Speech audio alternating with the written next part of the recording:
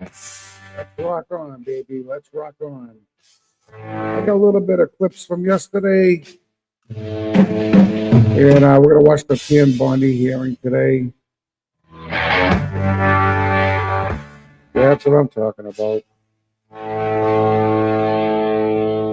So they're getting ready to do it. So let's run some clips right before they start that. And stop the music there before I get shut off already. Okay, let's check out some clips here from yesterday. Yesterday's hearing from Pete Hegseth, and man, what a day that was yesterday. Woo, doggy! But first, there's a video here. Found it interesting, and they're talking about California. So let's give it a listen to. Okay, so California's on fire, but we have like the best fire department in the world, right? We should be able to contain this, right? I mean, we did, but the mayor cut the fire department's budget last year, so not enough personnel for this one. What? Well, I mean, we don't need everybody. We just need a certain amount to spray the area with water. Oh my God, I love that you say it. It's so funny because the state actually depleted its water reserves a couple months ago, so the firefighters literally don't have enough water to fight the fires with. Wait, that doesn't make any sense. We're in a drought, and so we depleted our water reserves? Well, at least the people that have fire insurance will be getting some money, right? Ooh, this is awkward. Okay, don't get mad at me, but insurance companies like State Farm has not been allowing renewal of fire insurance policies since 2 months ago, and it's been canceling a lot of contracts. So let me get this straight. 2 months before the fire, the state depleted its water reserves. Insurance companies have been canceling this fire insurance policy. It's like it's Maui all over again, but it's not like the state needs to free up a whole bunch of land to open up a new smart city infrastructure, right? Because we haven't announced anything like that, did we? The LA district might have announced plans to set up a smart city by 2028. So I'm gonna stop that right there. What happens when you question everything, people? You start breaking out of the matrix. So this little video here, I gotta show you, all from California, and these people belong in Gitmo. Check this out. What's he got there? Oh, there you go. Gee whiz, climate change. Can you imagine that? Climate change. They always have a narrative, right? Incredible. So part of Pete Hegseth's hearing yesterday, oh my God, these Democrats are losing their friggin' minds. But this is what we have running the fucking defense system right now. You can't make this shit up, guys. You just can't make this up. Now, keep an eye on this guy. It's more lethal than it has ever been. Our military is more diverse than it has ever been, but more importantly, it is more lethal than it has ever been. More importantly, it is more lethal. Now, check out his face because I'm going to bring it up again. And once I show it to you, you'll never forget it. So let's get out of that. And I'm going to bring that up in a minute. I have some stuff here. This is my favorite one right here. Qualifications, and then about us hiring him if we are the board. But there's a lot of senators here I wouldn't have on my board because there is no qualifications except your age, and you got to be living in the state and you're a citizen of the United States to be a senator. Other than the fact we got to convince a lot of people to vote for us. And then when we start talking about qualifications for if you're qualified for it, could the chairman tell me what the qualifications are for the Secretary of Defense? Mr. Chairman, could you tell me what the qualifications are for the Secretary of Defense? I'd be happy I'll read it for you to do that. Yeah. Let me read it for you because I was getting some advice from my second in command. Yeah, but I'm just making a point because there's a lot about qualifications. I think it's so hypocritical of senators, especially on the other side of the aisle, be talking about his qualifications, not going to lead the secretary or be the Secretary of Defense, and yet your qualifications aren't any better. You guys aren't any more qualified to be the senator than I'm qualified to be the senator, except we're lucky enough to be here. But let me read you what the qualifications of the Secretary of Defense is, because I Googled it and went through a lot of different sites, and really it's hard to see. But in general, the U.S. Secretary of Defense position is filled by a civilian. That's it. If you have served in the U.S. Army Forces and have been in the service for, you have to be retired for at least 7 years, and Congress can weigh that. And then there's questions that the senator from Massachusetts brought up about serving on a board inside the military industry, and yet your own secretary that you all voted for, Secretary of Austin, we had to vote on a waiver because he stepped off the board of Raytheon. But I guess that's okay because that's a Democrat Secretary of Defense. But we so quickly forget about that. And then Senator Kaine, or I guess I better use the senator from Virginia, starts bringing up the fact that what if you showed up drunk to your job? How many senators have showed up drunk to vote at night? Have any of you guys asked them to step down and resign from their job? And don't tell me you haven't seen it, because I know you have. And then how many senators do you know have got a divorce before cheating on their wives? Did you ask them to step down?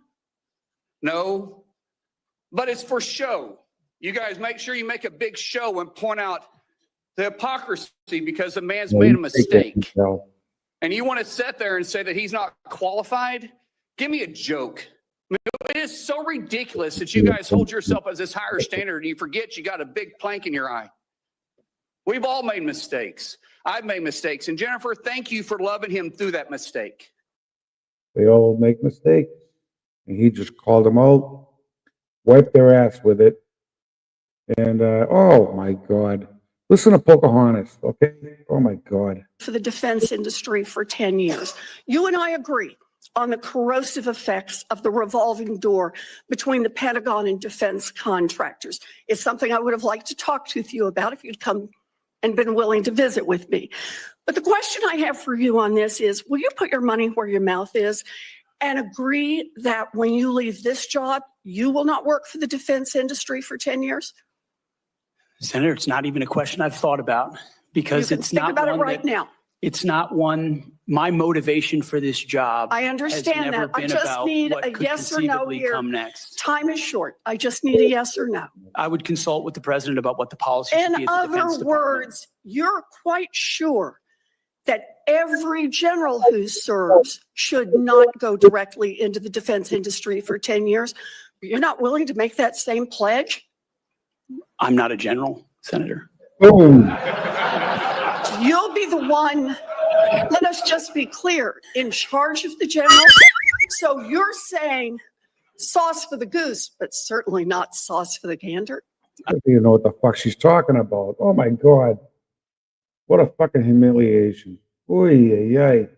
And just let me ask you something here. Should this guy, Wicca, be wearing a Ukrainian flag during a hearing? Oh, I'm telling you. Unbelievable.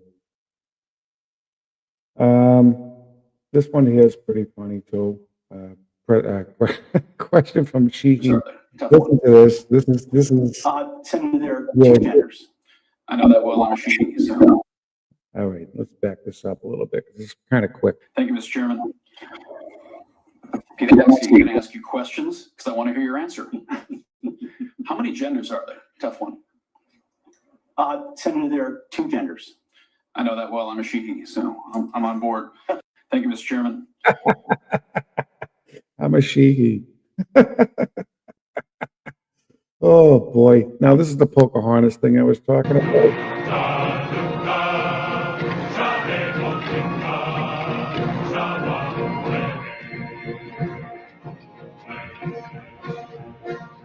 Like the Seminole, Navajo, Kickapoo, like those Indians, I'm an Indian too. I sue, ooh, ooh, I sue, ooh, ooh. Just like rising moon, falling pants, running nose. Yeah, I'm not gonna play this whole thing. Oh my God.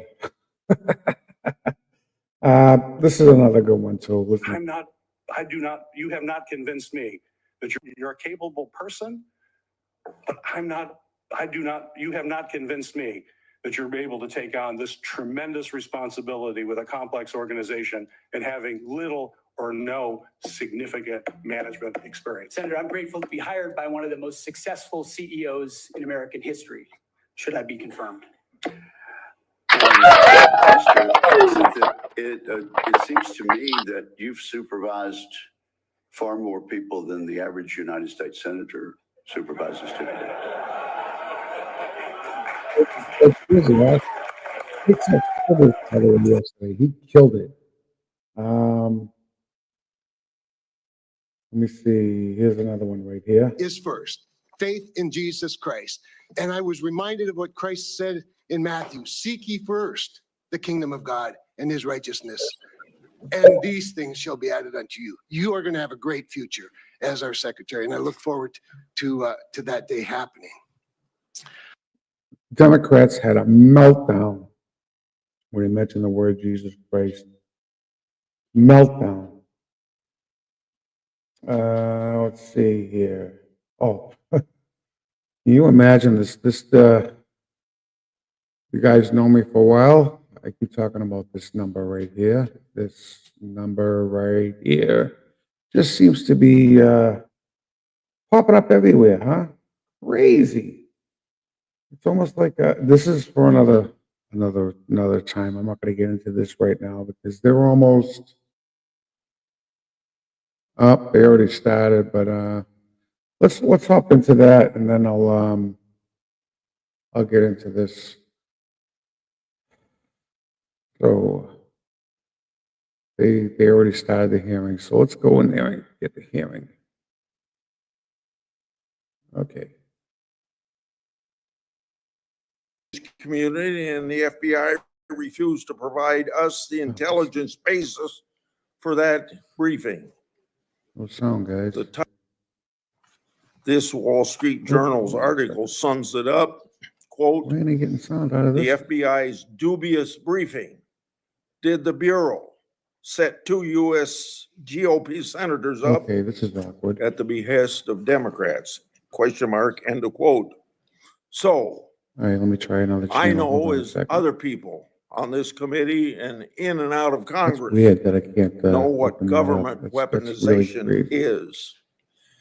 Definitely And then don't we wanna get to watch Special Fox. Counsel Jack Smith and his lawfare operation.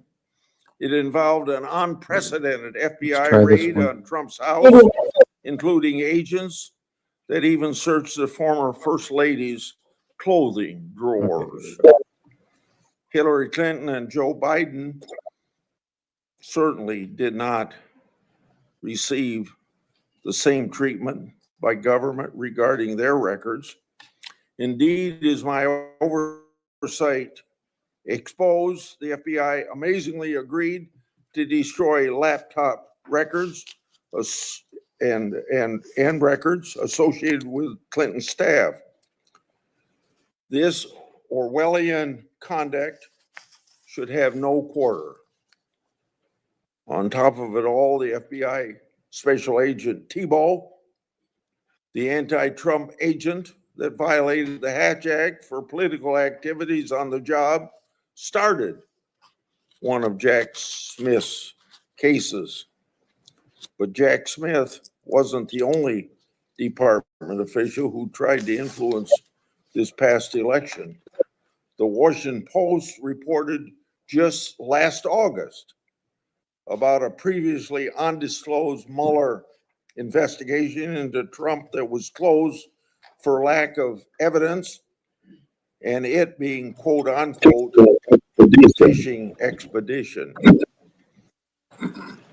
That news reporting was based on sealed court records, government records, and potentially classified information roughly 90 days before the last presidential election. The Justice Department leaked that information to the press to impact the election against President Trump. And they did it while stiff-arming congressional requests for information that would prove embarrassing to the Biden-Harris administration. So let us not forget some of the more and other flagrant abuses of power that we've seen from the DOJ and the FBI over the last 4 years. And I don't have the time to spend on these that I spent on 2 or 3 others, but just to list them. The Department of Justice used the might of the federal government to prosecute individuals peacefully praying outside of an abortion clinic. The FBI suggested that traditional Catholics could be domestic terrorism threats, claiming that these individuals adhere to, quote, anti-Semitic, anti-immigration, anti-LGBT, and white supremacy ideology, end of quote. The FBI opened dozens of investigations into parents who voiced their concerns at school board meetings regarding curriculum choices and COVID-19 mandates. The FBI applied undue pressure to social media platforms to censor so-called misinformation, downgrading or removing flagged social media posts and removing users. These are only a few particularly egregious examples of rot infesting the Department of Justice. The impact of this political infection in our once storied law enforcement institutions is catastrophic. Hold on a second, guys. I want to just mention something. Metric, the Biden-Harris Justice Congress is supposed to make the conduct has failed FBI to live up to our country's ideals. any part of the So, law enforcement. Ms. is Bondi, supposed to go through Congress first. should you be It never confirmed, went through Congress. That's why the they don't have actions to you talk take to change the and say department's anything course to them must about be what for they're accountability, doing. So just so to that the give you an conduct I update, just that's why described this never agency, happens all again. agencies have to go. The only way to accomplish this is through transparency for the Congress and the American people. Now to my friend, Ranking Member Durbin. Thank you, Senator Grassley. I appreciate your commitment to the Judiciary Committee's longstanding bipartisan practices for vetting presidential nominees. That was in doubt several weeks ago, but I spoke to Senator Grassley and he assured me that he's still personally committed as I.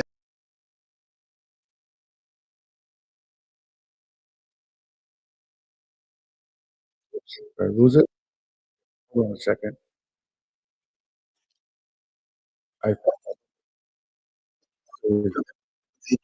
Standing bipartisan practices for vetting presidential nominees. That was in doubt several weeks ago, but I spoke to Senator Grassley and he assured me that he's still personally committed as I am to maintaining these practices which we've established over the years. Our process is rigorous and it shows how seriously members on both sides of the aisle take our constitutional responsibility of advice and consent. Ms. Biondi, thanks for coming to my office last week to discuss your nomination. The importance of the Attorney General to our justice system cannot be overstated. As our nation's chief law enforcement officer, the Attorney General oversees the Department of Justice, which is responsible for protecting the civil rights of Americans, economic freedom and opportunity, public safety, and of course, national security. In short, the Attorney General has real impact on America's everyday life. It is critical that any nominee for this position be committed first and foremost to the Constitution and the American people, not any president or political agenda. But President Trump claimed. Hang the fuck on. They don't go by the Constitution. That's the problem. He has, quote, an absolute. And these Democrats and Republicans don't go by the Constitution either. Absolute right to do what he wants with the Justice Department. And that's how he conducted his first term.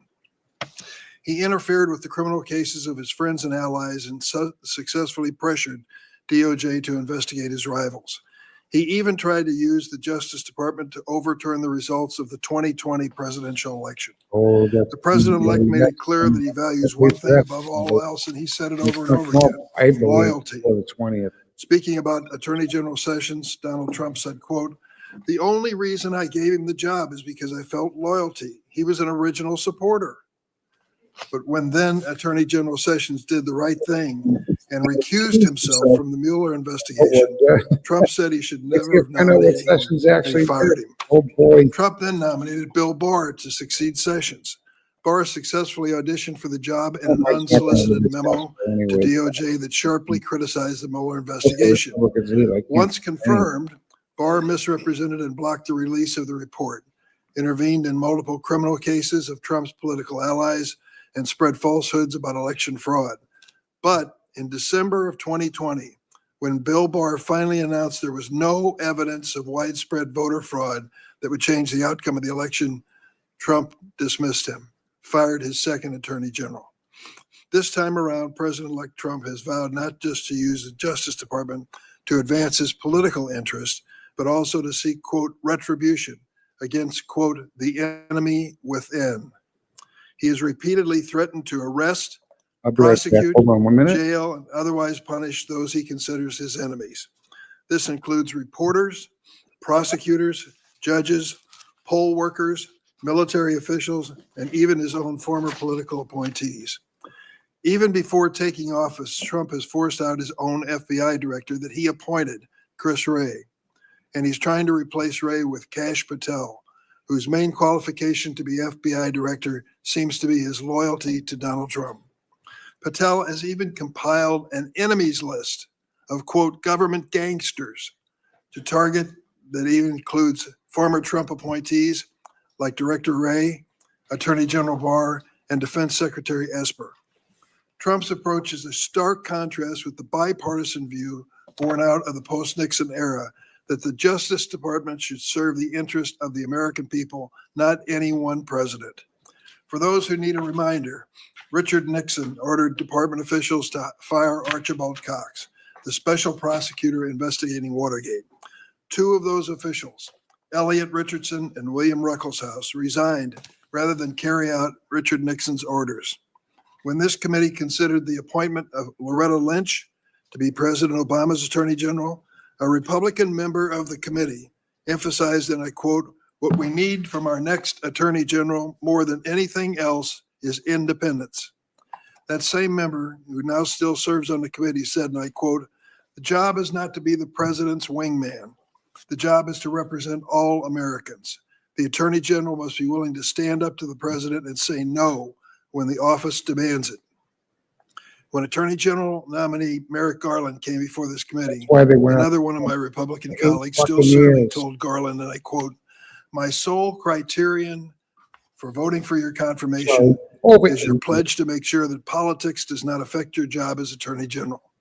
So the view that the Justice Department must be insulated from political influence should not be weaponized against political rivals has historically been bipartisan, certainly on this committee.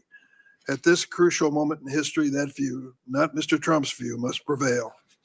Ms. Bondi, you have many years of experience in law enforcement, including nearly a decade of service as Attorney General in one of the largest states of the nation.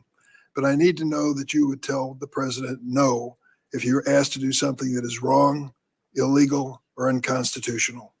Ms. Bondi, you are one of 4 Trump personal lawyers that he has already selected for top positions in the Department of Justice.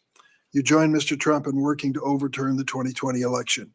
You repeatedly described investigations and prosecutions of Mr.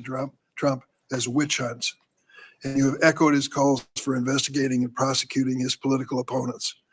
This flies in the face of evidence, like Mr. Trump's call to Georgia Secretary of State Brad Raffensperger. We've all heard that audio recording. These are the kinds of anti-democratic efforts that in the past you have defended. And it's critical that we understand whether you remain supportive of Mr. Trump's actions. I also have questions whether you will focus on the needs of the American people rather than wealthy special interests. I'm concerned that you failed to identify your extensive lobbying for foreign governments and big corporations as potential conflicts of interest. There'll be questions in this hearing on that issue. That's why I've asked the Justice Department and the National Archives for information on your lobbying of the Trump White House and your foreign lobbying disclosures. I'm particularly concerned about your work on behalf of the government of Qatar, which reportedly paid you $115,000 a month to launder their image on human trafficking. an issue of bipartisan concern on this committee. We need an attorney general who will enforce our antitrust laws to prevent price fixing and monopolies that lead to higher prices for American consumers, not favor corporate giants that you've lobbied for in the past, like Amazon and Uber. I also have questions about some of your actions as Florida Attorney General.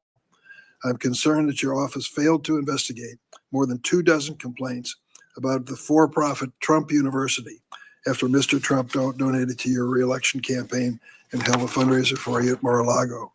In addition, you have a long track record on the issue of civil rights, reproductive rights, voting rights, and LGBTQ rights that needs to be discussed. In contrast, Ms. Bondi, Merrick Garland didn't campaign for President Biden, never served as his personal attorney, never lobbied on behalf of foreign governments and corporate giants. After years of relentless criticism on Attorney General Garland from many of my Republican colleagues, I hope they're prepared to hold you to the same standard. Thank you, Mr. Chairman. Okay, it's now time for senators to introduce the nominee. The first one will be Senator Scott at the table, as you see, and Senator Schmidt is a member of this committee at his place on the dais. Senator Scott, please proceed. Mr. Chairman, ranking member, and committee members, it is an absolute honor to sit before you today to introduce my good friend Pam Bondi for her nomination hearing. I'd also like to recognize some important people appearing in support of her today: her husband John, as well as her mother, father-in-law, sister, brother, sister-in-law, and nephews, friends, and family members of John. Many more would surely be here if space allowed. I can tell you wholeheartedly that President Trump couldn't have a better leader than Pam Bondi for Attorney General. She is undoubtedly qualified, brilliant, and committed to defending and protecting the laws of this nation, and has a track record to prove it. It is no secret that the DOJ is facing a public trust crisis after Democrats spent years weaponizing the justice system and the entire federal government. They become an agency that attacks the American people instead of defending and protecting them. That will change under Pam Bondi. Under her leadership, the DOJ will actually fairly enforce the laws, protect the rights of the American people, and keep our nation safe, and crack down on violent crimes and dangerous drugs. And the American people will trust her to do so. I know that well because I worked alongside Pam Bondi for 8 years when I was governor of Florida, and she was Florida's elected attorney general, working to improve the lives of Floridians to make Florida the best state in the nation to live, work, and raise a family. Pam was an incredible partner, working to keep Florida safe and uphold the laws of our state, ensuring crime is aggressively pursued by law enforcement and prosecutors. President Trump has made clear that one of his top priorities is to reverse the rising rates of crime, and specifically violent crime, that have plagued our communities over the past 4 years. Pam Bondi is uniquely equipped to advance this priority as U.S. Attorney General because she has a proven track record of success in achieving dramatic reductions in crime and violent crime during her time as Florida's Attorney General. From 2010, the year before she took office, to 2018, the last year she was in office, together, Florida experienced a remarkable 26% drop in overall crime, including a 19.6% drop in violent crime and a 27.4% drop in property crime. These aren't just numbers. These are tens of thousands of lives saved, and communities improved and made safer, and families and businesses protected. As Florida's Attorney General, Pam Bondi also spearheaded other life-saving initiatives like tackling the opioid epidemic and fighting human trafficking. Her achievements are too many for me to list in this short introduction. As U.S. Attorney General, Pam Bondi will restore law and order to the nation. She'll put Americans' interests first and make the nation a better and safer place. I urge every single member of this committee to support my friend Pam Bondi, and I look forward to voting for her confirmation soon on the Senate floor and help her get to work for the American people. Thank you, Chairman.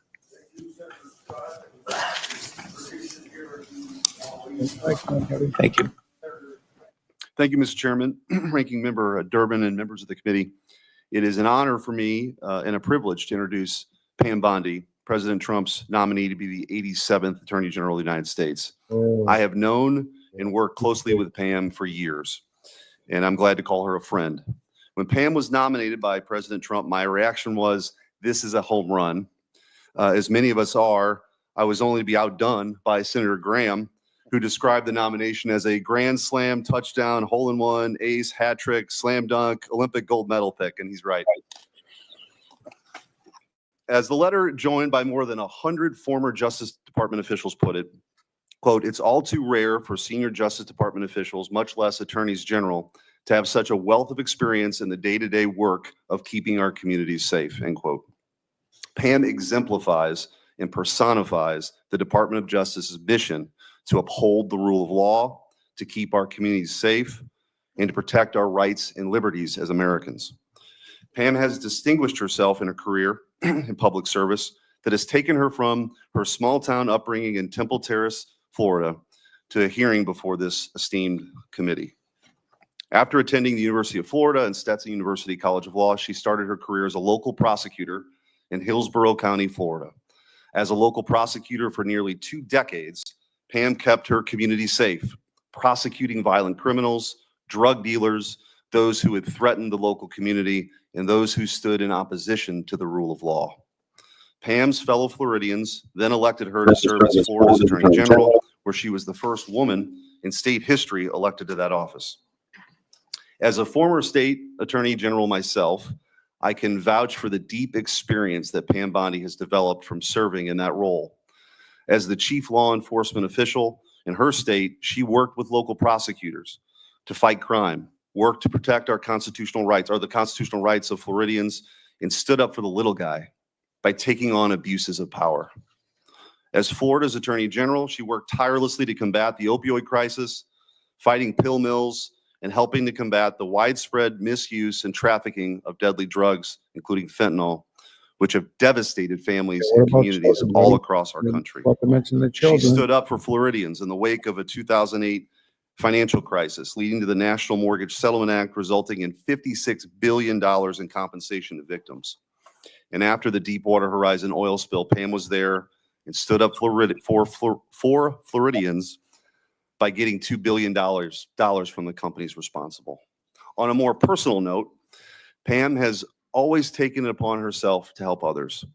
She's incredibly generous and someone I could always count on. She's truthful, she's tough, and she's a born leader. She has charted her own course with the rare combination of backbone and heart.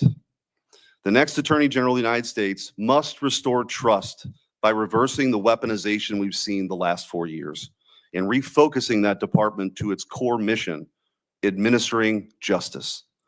The next Attorney General must promote the rule of law, take on violent crime, keep our communities safe, and safeguard the God-given rights that each American has protected in our Constitution. I can think of no one more up to that task than Pam Bondi, a career prosecutor and widely respected Attorney General with the prudence, fortitude, and temperance for this incredibly important job. Mr. Chairman, it is truly an honor for me to introduce Pam Bondi to this committee and to our country here today. I hope that her nomination will be swiftly confirmed.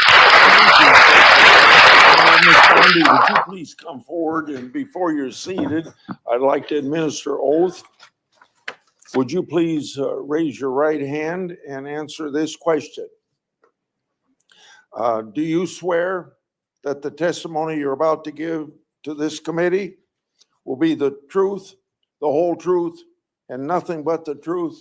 So help you God.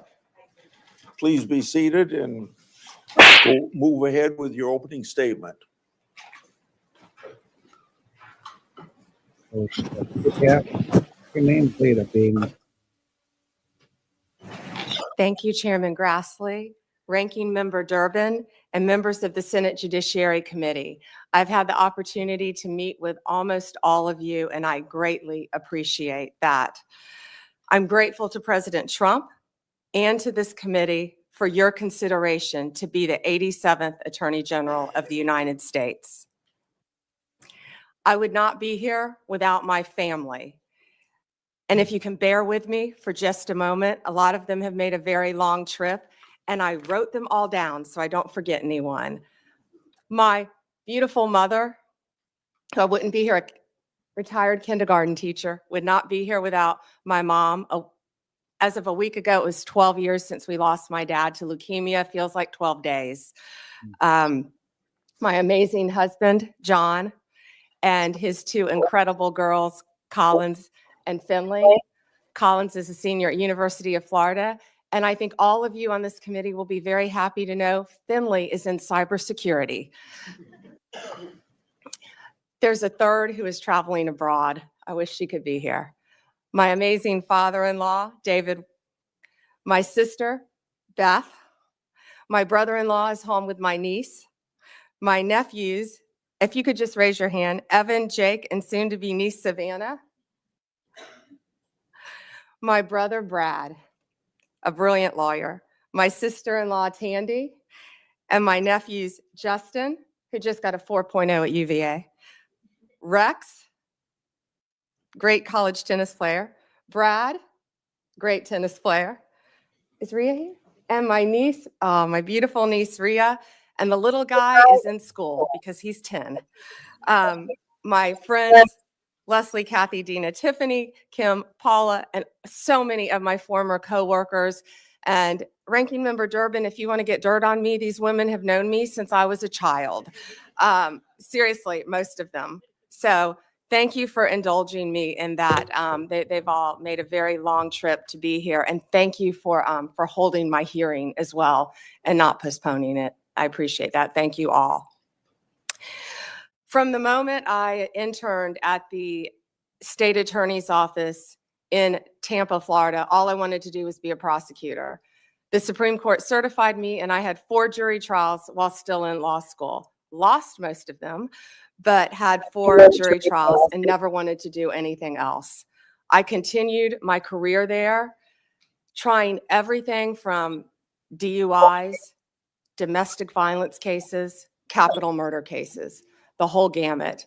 I became a lead trial attorney in courtroom every day, trying career criminals, was deputy chief of a division, and then ultimately was felony bureau chief, and eventually left to become Florida's 37th Attorney General for the state of Florida.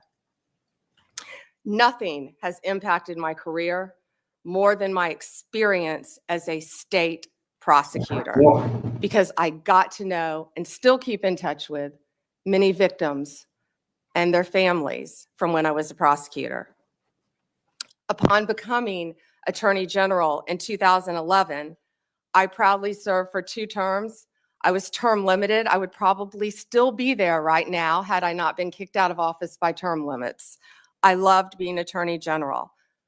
I did my best to keep Florida safe, to continue to stand up for victims of crime, and to fight the opioid crisis and the drug crisis that was not only facing Florida, but this entire country. Sex trafficking is more than the drugs. Out of the top 100, this is one of the things I'm the most proud of,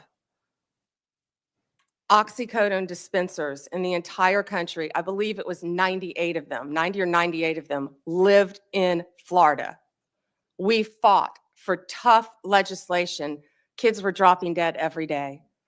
We fought for tough legislation. And after that legislation, none of those opioid dealers, doctors, practiced in Florida.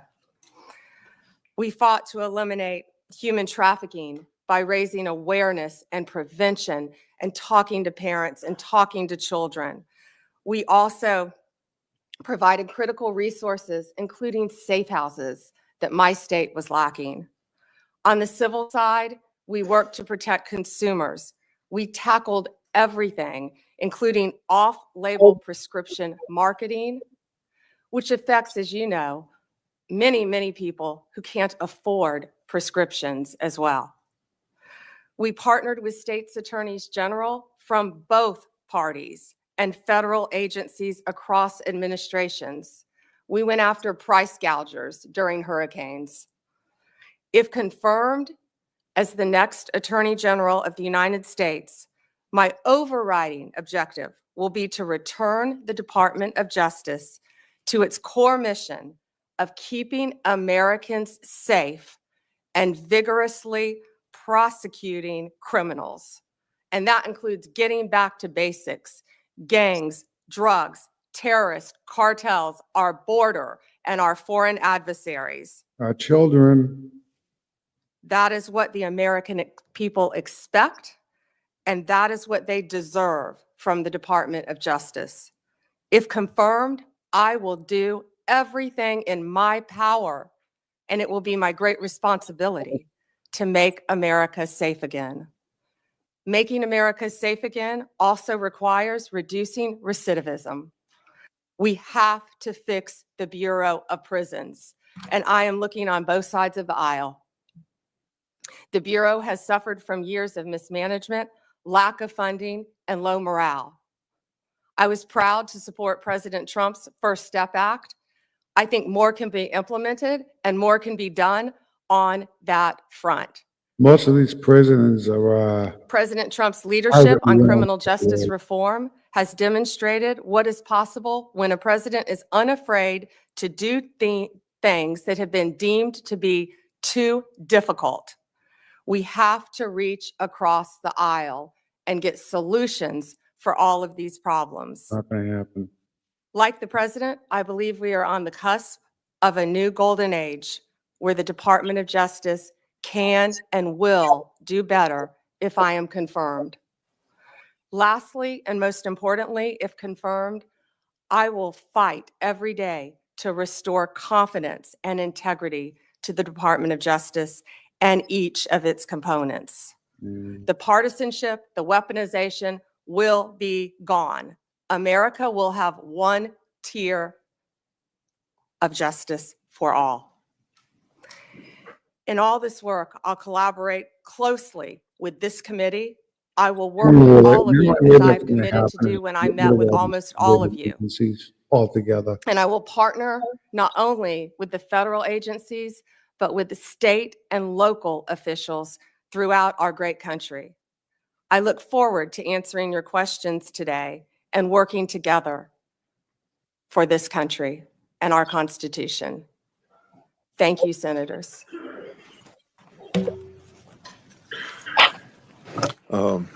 I will ask first questions and Senator Durbin, and then I'll call on the Democrat people the way that Senator Durbin would say so on their arrival or here by seniority, in the same way that on the House side.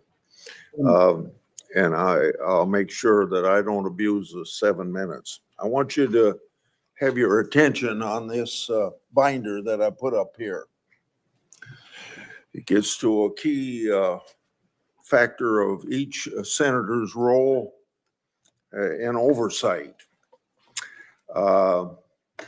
It contains 144 oversight letters that I sent to the Biden-Harris Justice Department and its component agencies, with many of those letters in there to the FBI. Adding letters to the Inspector General, that would be about 165 letters. Anybody. So I've sent more letters since you've been in my office before Christmas. Should you be confirmed, 144 letters will be your responsibility. The responses I have received so far fall in two categories. First, they weren't answered at all. Second, I received a response, but it didn't fully respond. Said another way, the Justice Department merely sent me words on a piece of paper. So, should you be confirmed, you'll have an obligation to respond even to the minority and consider a letter from them, even if my signature's not on it, as they want information. Will you commit to responding to my oversight requests as well as the requests of other members of the committee? Chairman, either I or my top staff will personally review the letters and do everything we can to respond to you. Your tenure as Florida Attorney General was impressive. You fought against pill mills, human trafficking. You eliminated a backlog of rape test kits in state labs. You fought against organized retail theft, and you were known to stand for law and order. With such achievements, it's easy to see why the people of Florida re-elected you in 2014. and why President-elect Trump nominated you to serve as the nation's chief law enforcement officer. So this gives you a chance to tell us on this committee and the people of this country what you're proud of as your record as Attorney General of Florida. Thank you, Chairman. Thank you, Chairman Grassley. I was truly honored to serve the people of the state of Florida for 8 years, but it was a team effort. I had great people around me, many of whom are in this room today. And we did a lot. We did a lot to fight crime, and I've been reminiscing a lot since I was asked to take this nomination. Opioids, as I talked about, were a top priority right when I took office. When I was running for office, I went through the entire state of Florida. Parents were walking up to me, handing me pictures of their children who were deceased from opioid abuse.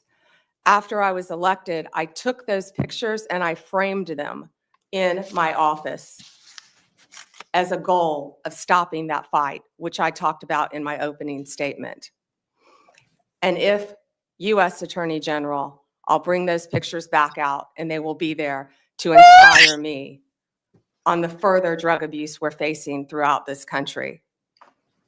We also learned that something else was happening. Pregnant women were having babies as a result of being opioid dependent. We call it neonatal abstinence syndrome. We fought to educate mothers. We fought that issue as well. Fentanyl was wreaking havoc in our country, but it was just getting started. I actually fought my own party a bit on scheduling fentanyl because at that time people thought it was something you merely got in the hospital on a patch after surgery. Apples and oranges, and boy, do we all know that now, the difference. Fentanyl is raging throughout our country, and I will do everything I can to fight that with the agencies that fall under the Department of Justice. Human trafficking became a top priority for me as Attorney General. I had the opportunity on a bipartisan trip to go to Mexico, and the one thing I found out there, they were doing better than we were. They had safe houses. I saw things I never dreamed I would see, and all of these things in my past have formed the person I am right now, sitting here before you. I came back to Florida. We started a human trafficking council, and we partnered with others, and we expanded and added safe houses in the state of Florida. I don't know how many are in this country right now, but I would like to partner with both sides, if confirmed, to continue those efforts. I'd like to interrupt you. Yes, sir. And go to another question. And I'll have another round so you can finish on that point. I'd like to ask you about something that's central to fighting government waste and fraud, the False Claims Act. I want you to know that Attorney General Garland calls me once a year. He called me yesterday to tell me the success of the False Claims Act. Since 1986, when I got it passed and President Reagan signed it, it's brought in $78 billion as of yesterday, his report, $2.9 billion for the year of 2024. Most of that's because of patriotic whistleblowers who found the fraud and brought the cases forward at their own risk. The Supreme Court has long upheld the law's constitutionality, but I want you to know, in your view, is the False Claims Act constitutional? Before you answer that, one time in the 1990s, one of the attorney generals said it wasn't constitutional, and when that same person by the name of Barr was back 5 years ago to be attorney general, he said it was constitutional. So if confirmed, will you commit? Well, answer that first question. Do you think it's constitutional? Would you defend the constitutionality of it? I would defend the constitutionality, of course, of the False Claims Act, Senator. Last question, if confirmed, would you commit to continuing DOJ's defense of the constitutionality of it? And will you assure the entire staff and funding levels to properly support and prosecute false claim cases? Senator, the False Claims Act is so important, and especially by what you said with whistleblowers as well, and the protection and the money it brings back to our country. Yes, sir. Thank you for your answers. Senator Durbin. Thank you, Senator Grassley. Ms. Bondi, if you're successful in your nomination, this Democrat would like to give you 3 words of advice. Answer Grassley's letters. You'll never hear the end of it if you don't. At issue, I believe, in this nomination hearing is not your competence nor your experience. At issue is your ability to say no. More than any other cabinet official, the Attorney General has to be prepared to put the Constitution first and even tell the President of the United States you're wrong. The political danger and personal costs of such a decision are well documented. You have only to ask former Attorney General Jeff Sessions and Bill Barr, whom Donald Trump sacked for lack of loyalty. And so I have 3 basic questions I'd like to ask you. Most Americans believe that central to the peaceful transition of power in a democracy is the acceptance of the results of an election. Well, we're not a democracy. To my knowledge, Donald Trump has never acknowledged the legal results of the 2020 election. Are you prepared to say today under oath without reservation that Donald Trump lost the presidential contest It's not to over. Joe Biden in 2020? Ranking Member Durbin, President Biden is the President of the United States. He was duly sworn in, and he is the President of the United States. There was a peaceful transition of power. President Trump left office and was overwhelmingly elected in 2024. Do you have any doubts that Joe Biden had the majority of votes, electoral votes necessary to be elected president in 2020? You know, Senator, all I can tell you as a prosecutor is from my firsthand experience.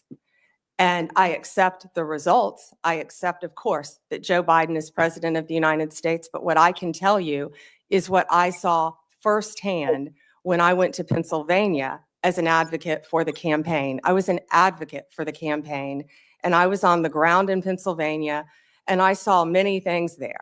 But do I accept the results? Of course I do. Do I agree with what happened? And I saw so much. You know, no one from either side of the aisle should want there to be any issues with election integrity in our country. That's right. We should all want our elections to be free and fair, and the rules and the laws to be followed. Yeah. I think that question deserved a yes or no. And I think the length of your answer is an indication that you weren't prepared to answer yes. Have you heard the recording of President Trump on January 2nd, 2021, when he urged the Secretary of State of Georgia to, quote, find 11,780 votes and declare him the winner of that state? No, I've heard about it through clips, but no, Senator, I've not heard it. What was your reaction to President Trump making that call? That wasn't what, that's what. I would have to listen to the tape, Senator. Well, the quote that I give you is exact. He said to the Georgia Secretary of State, find 11,780 votes. Do you have the entire context of that call? I feel like it was much longer. Hold on a second. That's not exactly what he said. He said, are you sure those are the correct numbers? Giving him the opportunity to step forward, but he didn't. That's what Trump was talking about, because Trump knows exactly what happened. It's called the Space Force. Longer than that, maybe It is. taken out of It context. was an hour long. Right. And you can certainly listen to it. I hope you will. Every American should. As a former prosecutor, are you not concerned that the President of the United States called a state election official and asked him to find enough votes to change the results of the election? Senator, I have not listened to the hour-long conversation, but it's my understanding that is not what he asked him to do. Exactly. You need to listen to it. Let me ask a third question. Do you believe that the January 6 rioters who've been convicted of violent assaults on police officers should be pardoned? Senator, if confirmed as Attorney General of the United States, the pardons, of course, fall under the president. But if asked to look at those cases, I will look at each case and advise on a case-by-case basis, just as I did my entire career as a prosecutor. You also advise the president of pardons as part of your responsibility as Attorney General. And so I'm asking you, do you believe that those who've been convicted of the January 6th riot, violent assaults on our police officers should be pardoned? That's a simple question. So, Senator, I have not seen any of those files, of course. If confirmed and if asked to advise the president, I will look at each and every file. But let me be very clear in speaking to you. I condemn any violence on a law enforcement officer in this country. Let me ask you about your work as a lobbyist for Ballard Partners. You did not list your current position as a partner at the lobbying firm, nor the work you've done for your Ballard partner clients, such as lobbying for the country of Qatar for $115,000 a month, and for corporate giants, Amazon and Uber, when you're asked about conflicts of interest.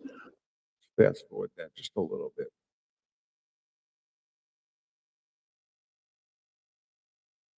From any case involving your Ballard clients. One of those clients was the GEO Group, was it not? GEO, yes. A private prison company you lobbied for. It manages correctional institutions and detention facilities. The GEO Group has faced criticism for safety violations, inadequate health care, and poor management. The U.S. Immigration and Customs Enforcement is GEO's largest source of revenue. Under the Trump administration, GEO stands to earn hundreds of millions of dollars by detaining immigrants if there is this mass deportation. Would you sense any conflict of interest if you're asked to judge the performance of this government contract? Military issue. Senator, I will consult with the career ethics officials within the Department of Justice and make the appropriate decision. Thank you, Mr. Chairman. Senator Graham. Thank you. Congratulations. Thank You you. forgot to say that John's family was from South Carolina. The upstate, I'm sorry. Give you a pass on that. From Anderson, by the way. So, listen, President Trump asked a bunch of us, who would you pick for Attorney General? How many of you got to ask that on our side? Probably didn't ask Dick, but he asked me. I said Pam Bondi. That's like an easy decision. I couldn't think of anybody more qualified that he knew, that he trusted. And it's okay to have, you were his lawyer, right? Yes, sir. I represented him when they tried to impeach him the first time as part of White House Counsel, Office of Special Counsel. Being Trump's lawyer prepares you for many things. So, yeah, you have a longstanding relationship with the president. He trusts you. That's a good thing. That's probably why President Kennedy picked his brother, Bobby Kennedy. I guess you can say no to your older brother. I'm sure he would. But this idea there's something bad is ridiculous. Who do you pick? You pick people you know. You pick people you trust, people that you're qualified. I'm glad he picked you. He knows you, he trusts you, and you're highly qualified. So the idea that there's something wrong with that is just absolutely ridiculous. So let's talk about the job you're about to have here. Do you support making certain drug cartels in Mexico foreign terrorist organization? Senator, I personally went to Mexico. I personally dealt with these cartels when I was a state prosecutor, and they are a grave and violent threat You to our consider country. Yes, Senator. Advising the president. Good, good. Now, when it comes to Crossfire Hurricane, are those days over if you're Attorney General? Nope. Absolutely. Okay. Lake and Riley, are you familiar with that case? Sadly, I am, Senator Graham. Do you know why the man who killed her was released from custody? He was paroled to the detention capacity at the Central Processing Center in El Paso, Texas. Now, that's not your call. You'll be DOJ. But do you agree with me that the statute regarding parole doesn't allow parole to be based on we don't have detention beds? There's nothing in that statute would authorize parole based on lack of capacity. Are you familiar with that statute? Yes, sir, and that's frightening. Yeah, well, it's frightening. Are you going to fix it? I'm going to do everything in my power to fix it Well, if you- are you- confirmed as Attorney You're going to General. advise President Trump we need more beds. Tom Holman's the guy that's going to do this, but would you as Attorney General say we need more bed space so Lake and Riley never happens again? Senator, my job if confirmed as Attorney General, will be to keep America safe. Do you think we And that need more include- detention space? And that includes having enough space for violent criminals, for people that should not be in this country, who Yeah. have committed violent crimes. To And the Laken public. Riley is one of many. Yeah, but 41,000 beds in this country to detain people. We got like millions of people here illegally. We let this dude go because we didn't have any place to put him. I hope those days are over. And if, Tom, you're listening out there, I hope you'll create enough detention space to make sure we don't find this dilemma ever again. Do you think we're at war? And if so, who with?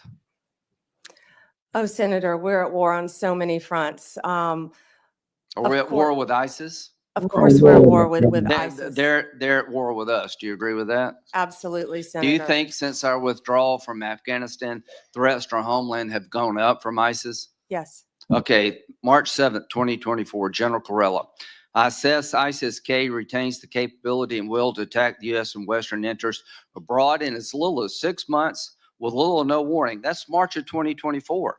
General McKenzie, ISIS-K has a strong desire to attack the United States after it began to grow in Afghanistan following U.S. exit in August 2021. He also stated the threat to ISIS-K from ISIS-K is growing. Major General Quantock, the U.S. remains target number one for ISIS-K. Do you agree with that? Senator, I don't have my security clearance, but from everything I've read and heard, ISIS is one of the greatest threats. Okay, well, when you get your security clearance, you're going to find out these people are coming after us and they want to kill us. So I would like to have a strategy to deal with the ISIS threat that's beyond just the law enforcement model. Does that make sense to you that we should use every tool in the toolbox? Senator, that includes wrapping in our state and local officials too, and better cooperation throughout our country and our world. I totally agree. Do you support reauthorizing FISA in 2025? No. Senator, I believe 702 is up in 2026. Okay, I'm I sorry, believe it's 26. 2026, and we will closely be looking at that. FISA is a very Do important you agree tool. that the 702 provides important intel gathering capability to protect our nation? Extremely important. Okay. So, Pam, you're about to step into a job that's one of the most important jobs in any democracy. We're not a democracy. Let's go back to pardons. If Yeah, I'm erase a that word. lawyer for Erase somebody that in word. jail, would you promise to listen to the application and read it before you made a decision? Yes. Okay, no matter who you are. Good. That's the way it works. People want to bargain with you up here. Will you do this? Will you do that? All I ask you to do is call it as you see it. Hire good, competent people and give the president the best legal advice you can. Run the Department of Justice in a manner that other people would want to join it one day. Growing up, I had a fondness for the FBI. I watched the show, I think it's every Sunday. Wanted to be an FBI agent. Right now, the FBI needs an image overhaul. It needs.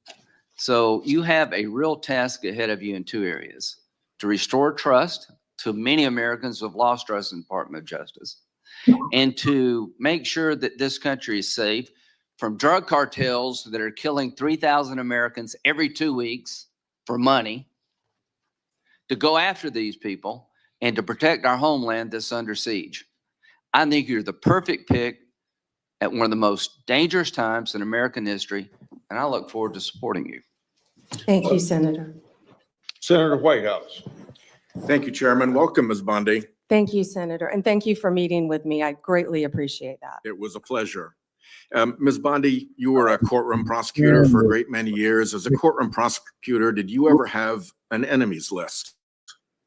You're one of them. No, Senator.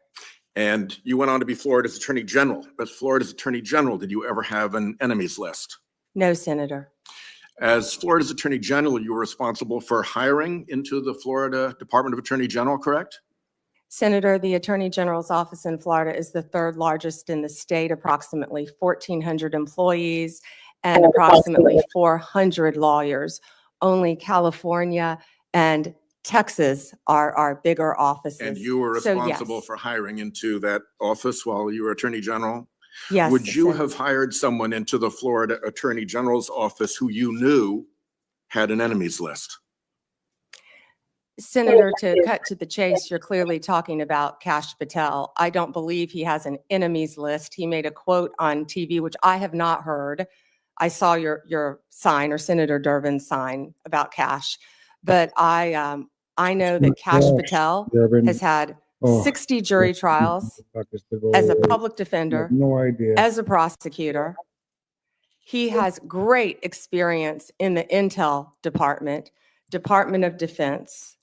I have known Kash, and I believe that Kash is the right person at this time for this job. You'll have the ability to question Mr. Patel. And I'm when- questioning you when right you now do. about whether you will enforce an enemies list that he announced publicly on television. Oh, Senator, I'm sorry. There will never be an enemies list within the Department of Justice. Thank you.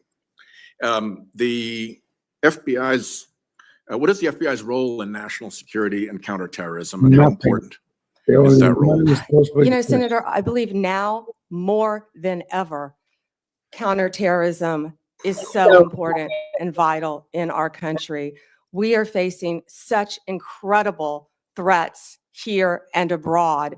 If I'm sure many of you saw former FBI Director Wray's interview on 60 Minutes, he talked about the threats that, frankly, again, I don't have my security clearance, Yeah, but the but threats given that- facing us, Senator, from China right now that are so great. With Given the that- sleeper cells within our country.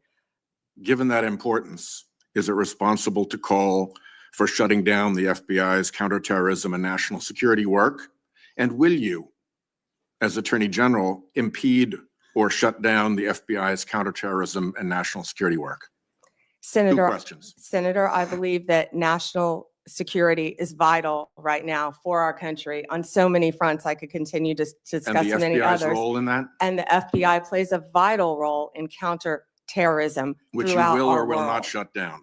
I will look at each agency. I have no intention of shutting anything down right now, Senator. I am not in that office yet. And if confirmed, I will look at each individual agency and how it should be managed. But counterterrorism right now in our world is vital. You have said that Department of Justice prosecutors will be prosecuted in the Trump administration. What Department of Justice prosecutors will be prosecuted and why? You. I said that on TV. I said prosecutors will be prosecuted, to finish the quote, if bad. Investigators will be investigated. You know, we all take an oath, Senator, to uphold the law. None of us are above the law. Let me give you a really good example of a bad lawyer within the Justice Department, a guy named Klein Smith, who altered a FISA warrant, one of the most important things we can do in this country. So will everyone be held to an equal, fair system of justice if I am the next Attorney General? Absolutely. And no one is above the law. Under what circumstances will you prosecute journalists for what they write? I believe in the freedom of speech. Only if anyone commits a crime. It's pretty basic, Senator, with anything, with any victim. And this goes back to my entire career for 18 years as a prosecutor and then 8 years as Florida's Attorney General. You find the facts of the case, you apply the law in good faith, and you treat everyone fairly. And it would not be appropriate for a prosecutor to start with a name and look for a crime. It's a prosecutor's job to start with a We're not crime Democrats, asshole. and look for a name, correct? Senator, I think that is the whole problem with the weaponization that we have seen the last 4 years and what's been happening to Donald Trump. They targeted Donald Trump. They went after him, actually starting back in 2016. They targeted his campaign. They have launched countless investigations against him. That will not be the case if I am Attorney General. I will not politicize that office. I will not target people simply because of their political affiliation. Justice will be administered even-handedly throughout this country. Senator, we've got to bring this country back together. We've got to move forward, or we're going to lose our country. Yeah, I think the concern is that weaponization of the Justice Department may well occur under your tenure. And we want to make sure that that's not the case, that you remain independent, that you remain able to and willing to tell the president no when that's necessary to protect the Constitution and the integrity of the department. So that's where I'm asking these questions. We talked in the meeting about the contacts policy that has prevailed really since Senator Hatch sat in that chair and demanded it of the Clinton Justice Department through all the administration since then, with the exception of a brief period under Attorney General Gonzalez, which he corrected and which did not end well for him.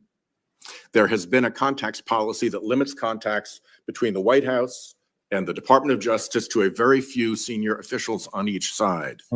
In your role as Attorney General, if you are confirmed, will you maintain, defend, and enforce that longstanding contacts policy?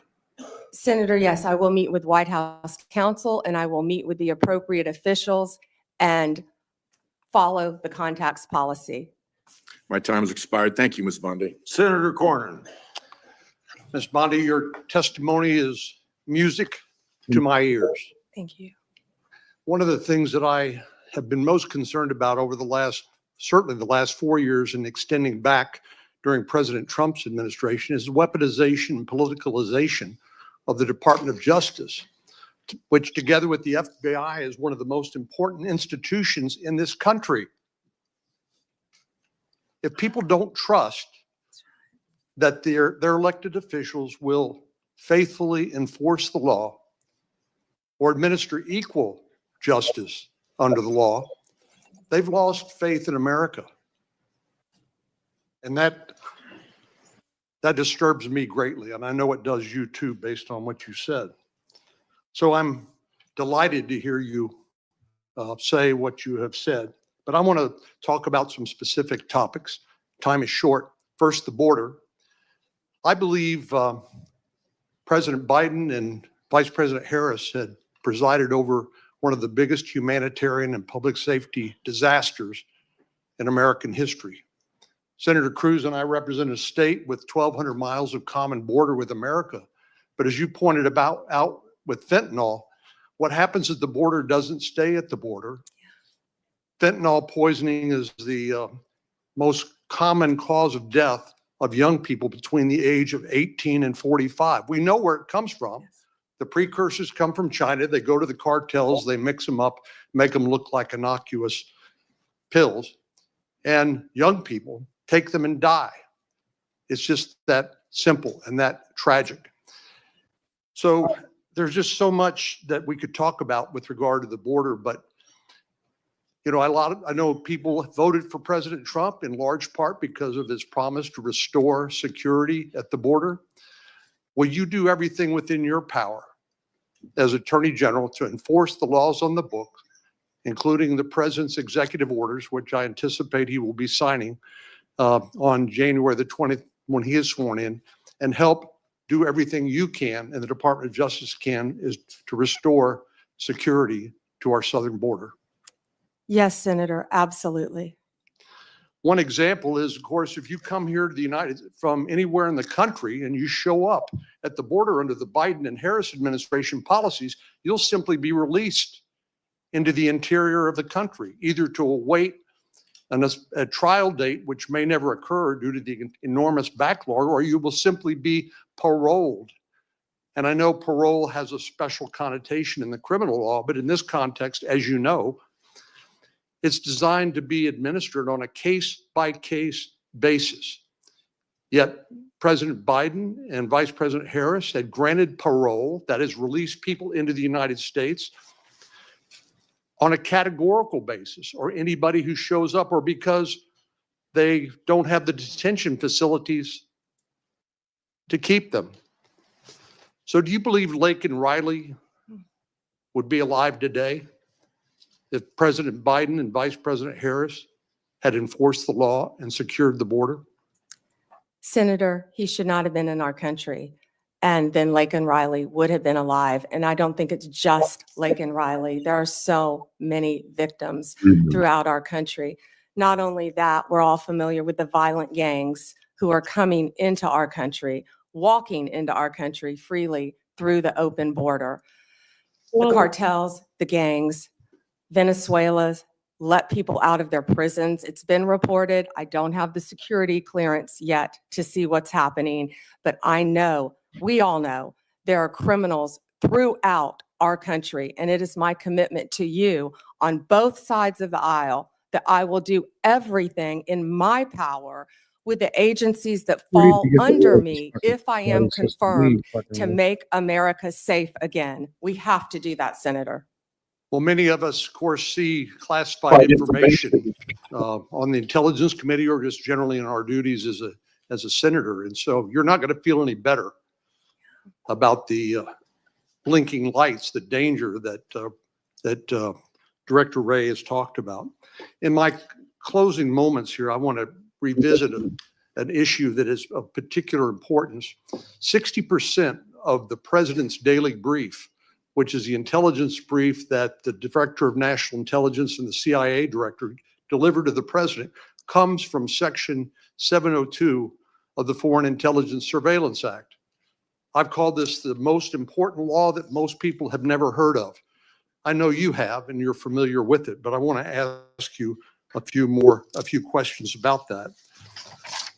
It's been called the crown jewel of U.S. intelligence.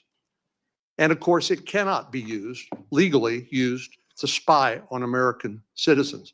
And if it is, it ought to be prosecuted to the fullest extent of the law. I know you would agree with that. But there have been some, as you know, and as you pointed out to Senator Graham, we have a temporary extension of the existing authorization for the use of the intelligence community to target foreign threats to our national security that expires in 2026. And I'd like you just to confirm here on the record that you will enforce that law and you can support the law as it is written.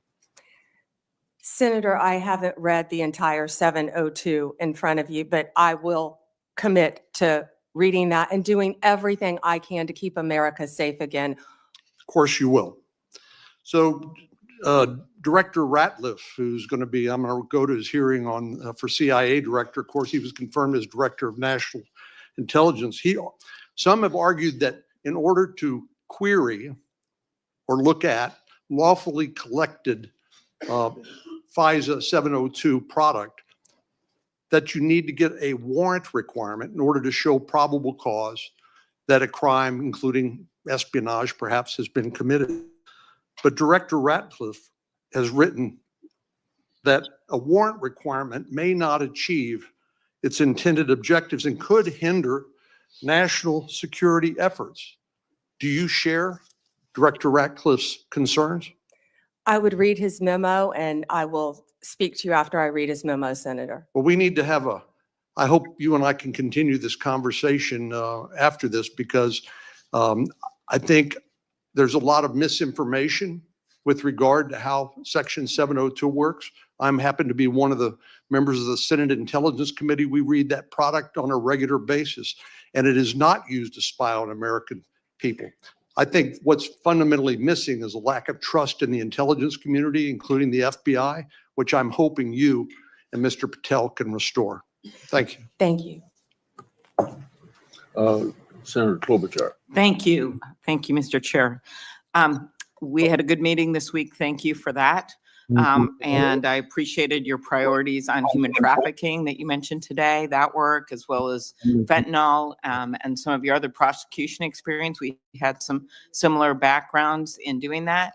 And I want to talk about, first of all, the U.S. Attorney's Office in Minnesota, one of the premier offices in the country. This office has been instrumental in combating violent crime, dismantling street gangs, taking fentanyl off our streets, enforcing civil rights laws after George Floyd's murder, ensuring victims of fraud get justice.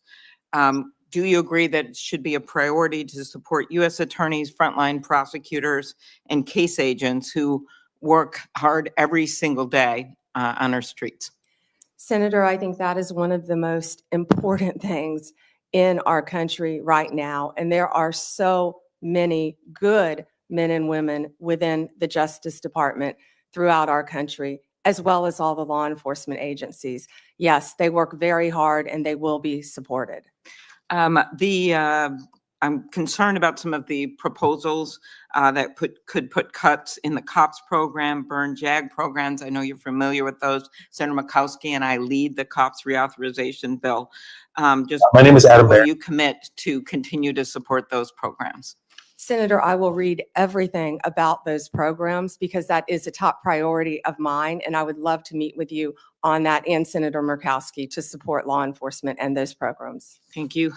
Independence from political interference is vital to the legitimacy and success of the Department of Justice. I was honestly troubled by some of the answers to Senator Durbin's questions. We will continue that discussion, I'm sure, on the committee about the election. But I want to focus on the investigation, charging decisions. As a prosecutor, I'm sure you had this experience. I would get calls from people, hey, that's just a kid, give him a break. And I remember one answer I gave was, he's 40 years old, he's not a kid.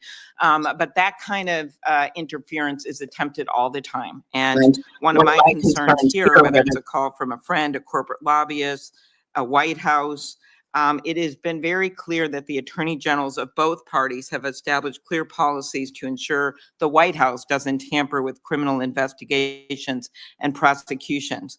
At Attorney General Mike Mukasey's hearing, he made clear that any attempt by the White House, and these are the words, to interfere with a case is not to be countenanced. Any call to a line assistant or to a United States attorney from a political person relating to a case is to be cut and curtailed. Do you agree with this statement? Senator, yes, I believe that the Justice Department must be independent and must act independently. The number one job is to enforce the law fairly and even-handedly, and that's what will be done if I am confirmed as the Attorney General. So you will provide an assurance to every member of this committee that the Justice Department will only follow the facts and the law, and the White House will play no role in cases investigated or brought? Senator, it will be my job, if confirmed as Attorney General, to make those decisions. Politics will not play a part. I've demonstrated that my entire career as a prosecutor, as Attorney General, and I will continue to do that if you confirm me as the 87th Attorney General of the United States of America. In an earlier question, with some of my colleagues talked about China and the risk, yet you have a nominee from this incoming administration, Kash Patel, the pick to head the FBI, have serious concerns about him, has referred to the FBI's Intel Division, which is responsible for protecting us from foreign adversaries like China, as, quote, the biggest problem the FBI has had.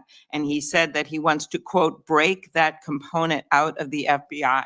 Do you agree? I have not seen those comments from Mr. Patel. I would review them, but we have to do everything we can to protect our country. Again, Mr. Patel would fall under me and the Department of Justice, and I will ensure that all laws are followed, and so will he. Okay. There are many decisions made by the FBI director, having seen a number of them do their work, that can be made. While I agree you would be the boss of Kash Patel, I'm not sure that you would be able to intervene with every decision or position that he had or know what he's doing. So let's continue. Do you agree it is a duty of the Justice Department to defend the laws Congress passes? And will you commit to do even when the president may disagree with an act campaigned against its passage or called for its repeal?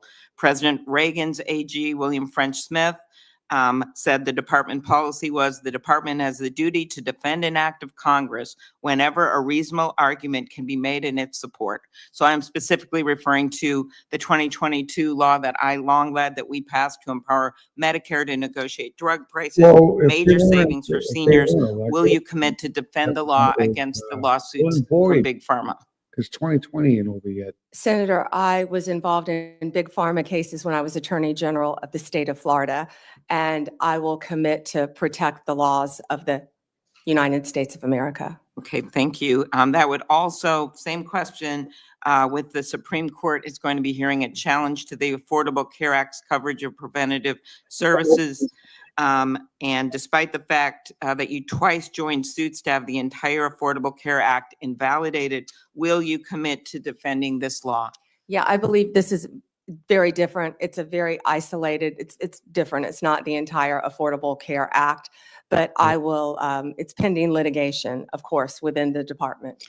Since the 1990s, the Freedom of Access to Clinic Entrances Act has protected patients, providers, and facilities that provide reproductive health services. Will you commit to continuing to enforce the FACE Act to address violence and threats against those providing reproductive health care services? Senator, the FACE Act not only protects abortion clinics, but it also protects pregnancy centers and people going for counseling. The law should be applied even-handedly. Yes, Senator. So you'll uphold the enforcement of that law? I'll uphold the enforcement of the law, Senator. Okay, and I will ask my antitrust questions in the next round. We had a good discussion about that, and I do appreciate the nominee that has been put in place for the antitrust division, and there's incredibly important work that has to be done in that division. So Gail thank Slater you. is remarkable. Thank you. Thank you. I thank all of my colleagues for abiding by the 7-minute rule. Before I call on Senator Lee, I want everybody to plan on our first break would be about 11:50, and that would be 30 minutes for lunch.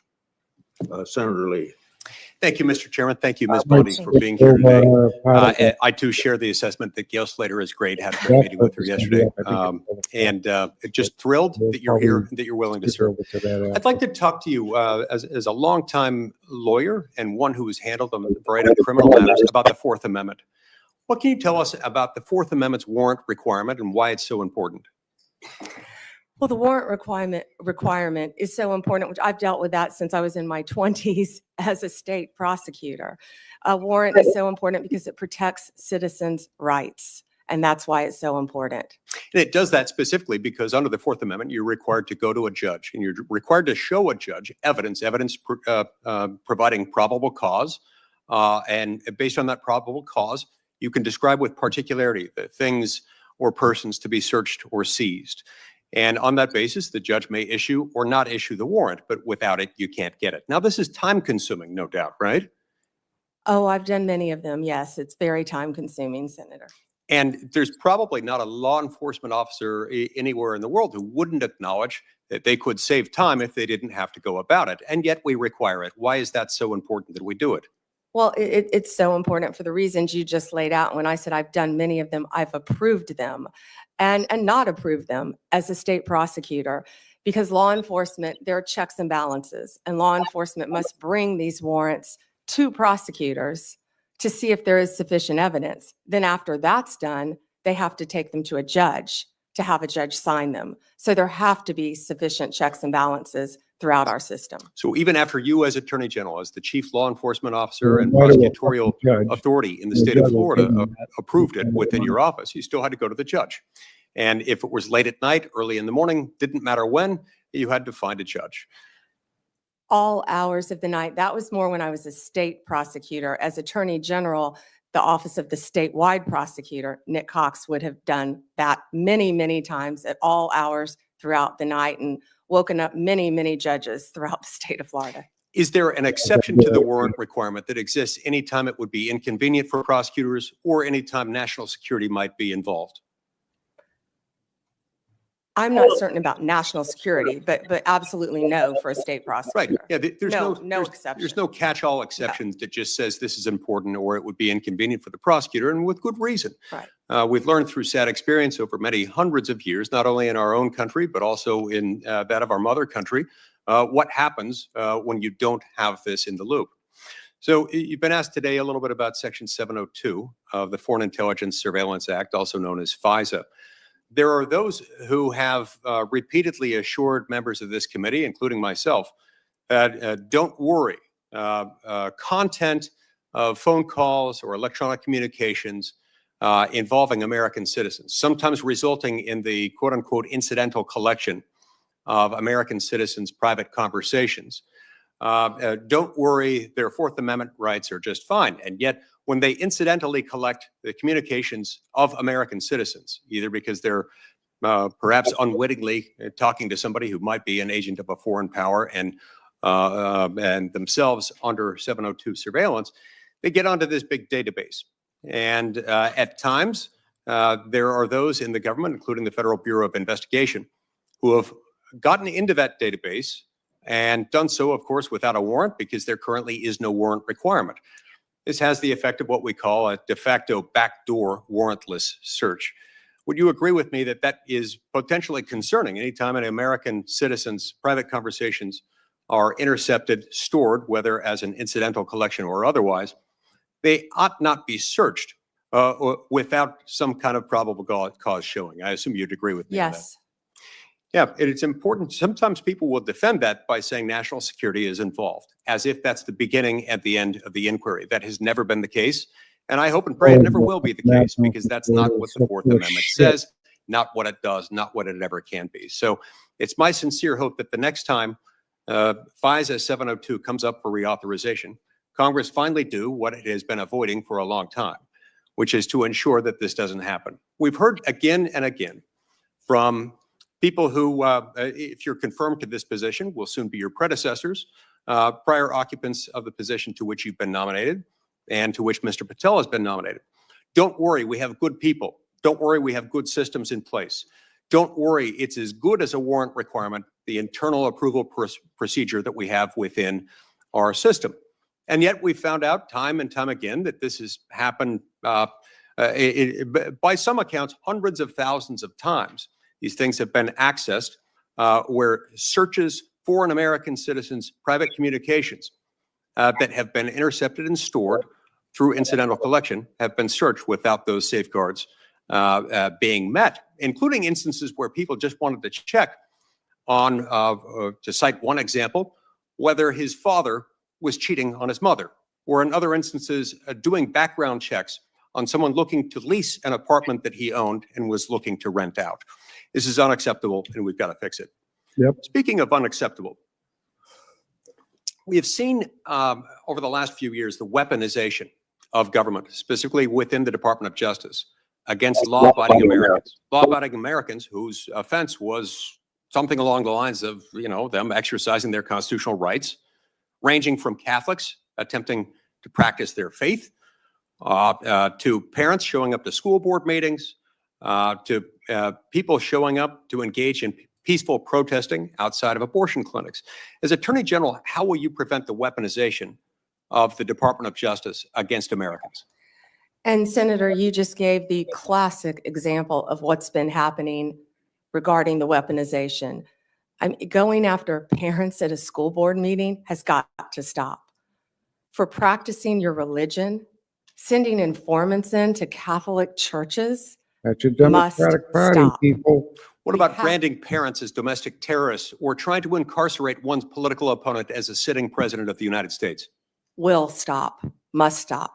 The Your demon Senator. going to scatter. That is exactly the sort of answer I was hoping and expecting to receive from you, and I look forward to doing everything I can to help get you confirmed. I've been pleased with your answers thus far. I've enjoyed knowing you, considering you a friend for many years, and look forward to the great things you will do as Attorney General of the United States. You have my emphatic support and my vote.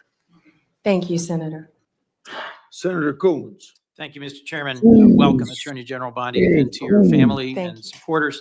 Thank you for your service, and I look forward to our conversation today. I have a simple 3-factor test when considering the executive branch nominees before us. Do you have the qualifications and experience to do the job, policy views to do the job in the best interest of the American people, and the character and integrity to conduct your job, and yours in particular, with the independence that the role requires? You demonstrably have the relevant experience. I understand we will not see eye to eye on some or even many policies, but we had a constructive conversation last week about our shared interest in fighting the opioid epidemic, countering human trafficking, criminal justice reform, and supporting law enforcement. But I need to know that you share a core value ensuring the Department of Justice remains free from partisan or political influence, in particular by the White House. So I look forward to our discussion about that today. As Attorney General, if confirmed, who would be your client? Continue on. My oath would be to support and defend the Constitution of the United States of America. The people of America would be my client. And it is also my job to advise the president. My client are the people of America. A simple question of constitutional interpretation. Is President-elect Trump eligible to run for another term as president in 2028? No, Senator, not unless they change the Constitution. Thank you. One of the concerns I've raised with you is safeguarding the Department of Justice's independence in the face of some promises on the campaign trail by then candidate Trump that he would use the department to target his political adversaries, or that he might interfere with prosecution. What would you do if your career DOJ prosecutors came to you with a case to prosecute, grounded in the facts and law, but the White House directs you to drop the case? Senator, if I thought that would happen, I would not be sitting here today. That will not happen, will not happen. Every case will be prosecuted based on the facts and the law that is applied in good faith, period. Politics have got to be taken out of the system. I This agree with department you. has been weaponized for years and years and years, But let and me, it has if to I might, stop. thank you. Let me, if I might, Madam Attorney General, refer you back to Senator Durbin's opening comments about previous attorneys general, our former colleague, Jeff Sessions, Bill Barr. I don't think it's credible to say that it may never happen that the president-elect would direct an unethical or illegal act. I think both of those attorneys general found themselves crosswise with the then president by doing things he didn't welcome or approve of. Just answer the question for me, if you would. Indispensable national security tool. There's no other way to get around that.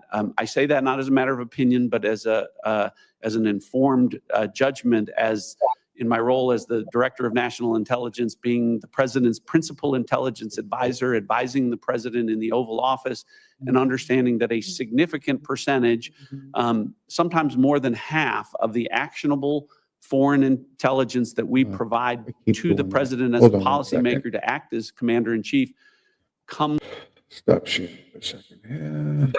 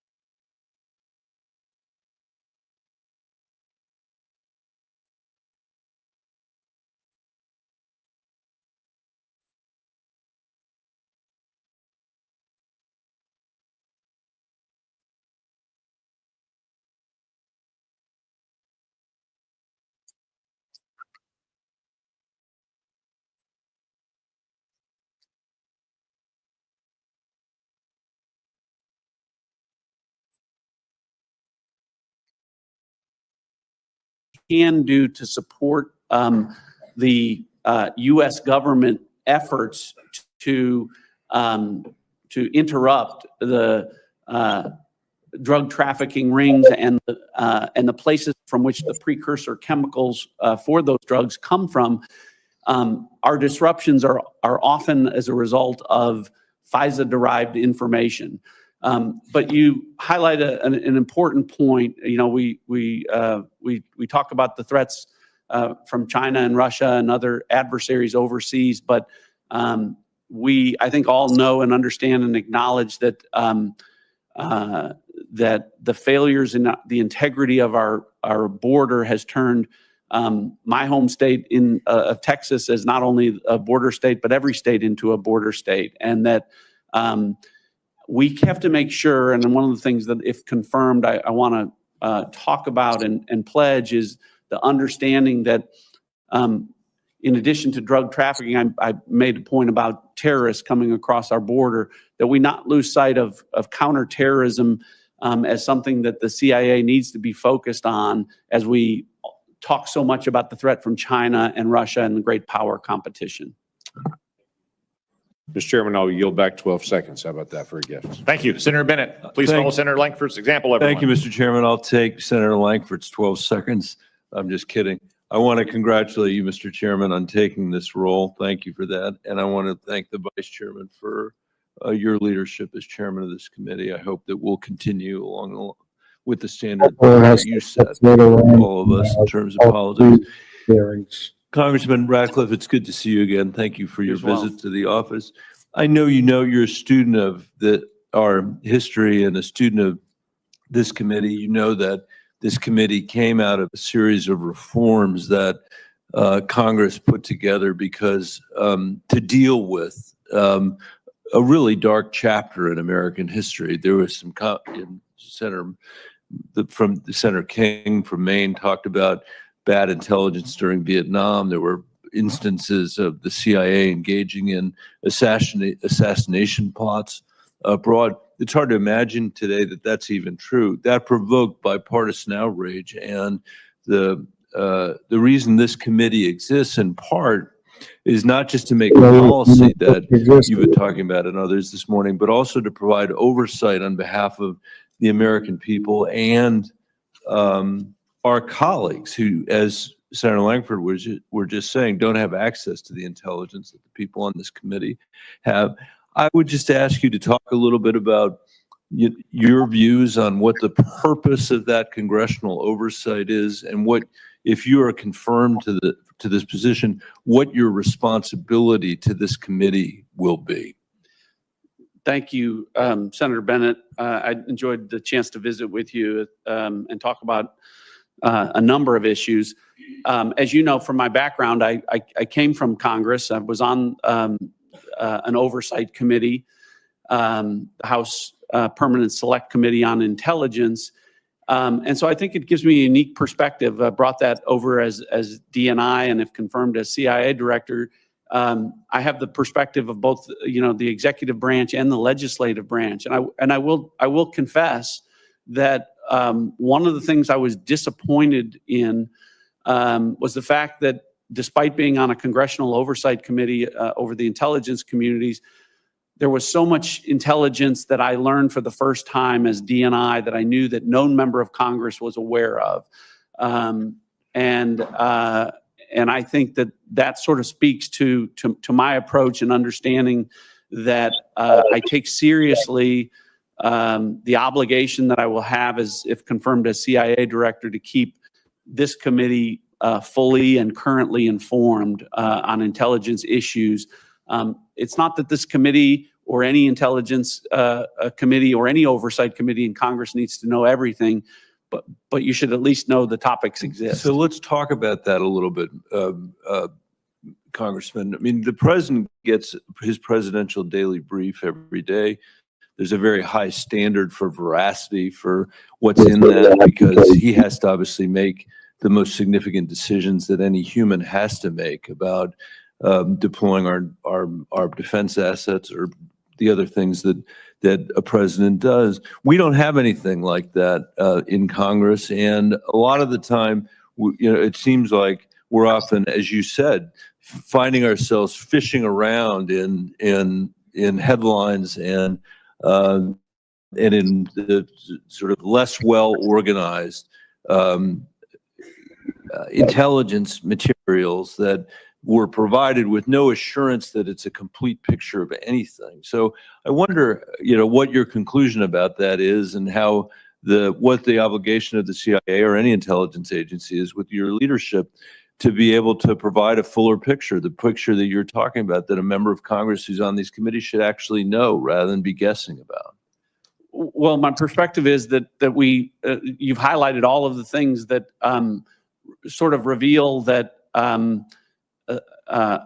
national security posture is impacted in a negative way when we're not communicating well between the branches of government and particularly on sensitive national security matters. So I think a better informed Congress will allow for better national security decisions and keep the American people safe. So I'm open to a continuing dialogue about how I won't stand on traditions. This is traditionally what the CIA does or shares.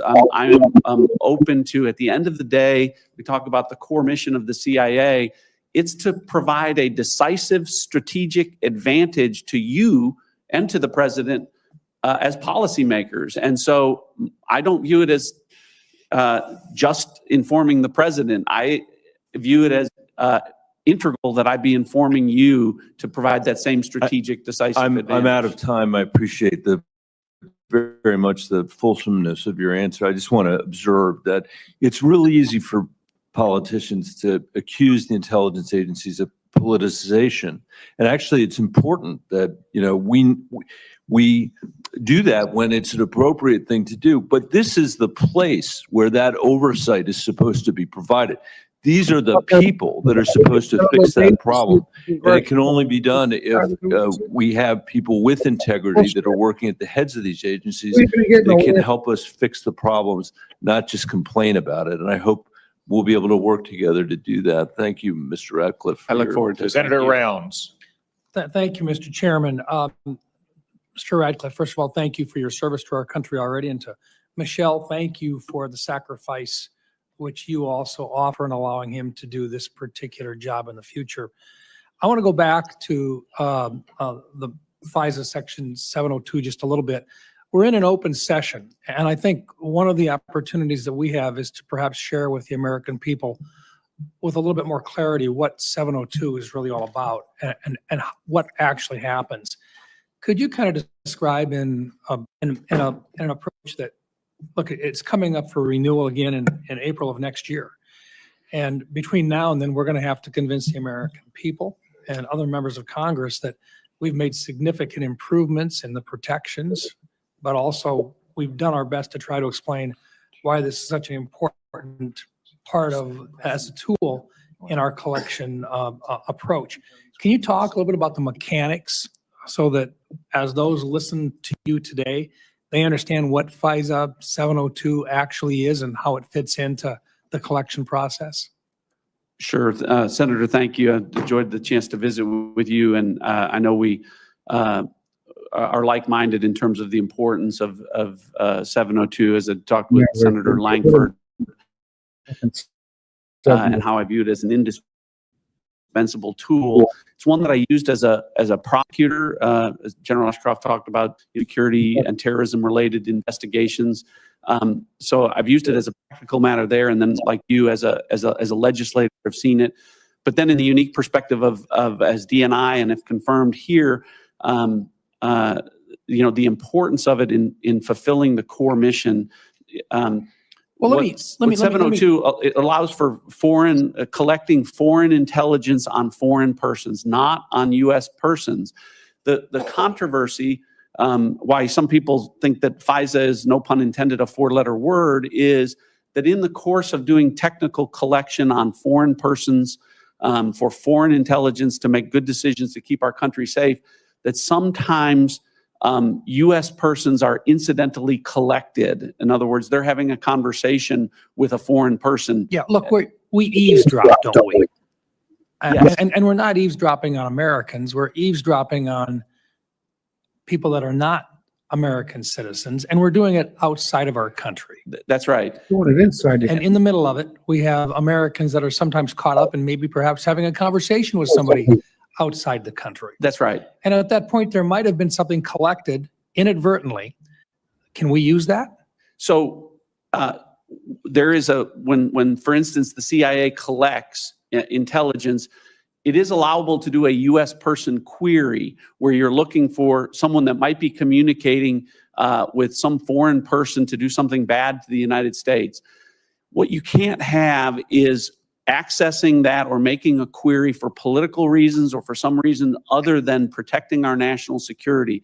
And so we have to have the safeguards to make sure that those kinds of abuses can't take place and be misused. And my pledge to you is, if confirmed as CIA director, that won't happen. I will point out that I haven't been briefed on everything, but I am impressed with the CIA's compliance rate with regard to U.S. person queries is 99.6%, meaning they do a really good job of making sure that Americans who are swept up incidentally aren't having their civil liberties violated. Is it perfect? No, but we need to try there were reforms made based upon practices that were not appropriate several years ago. Is that That's a fair way of correct. putting it? But they've already been addressed now.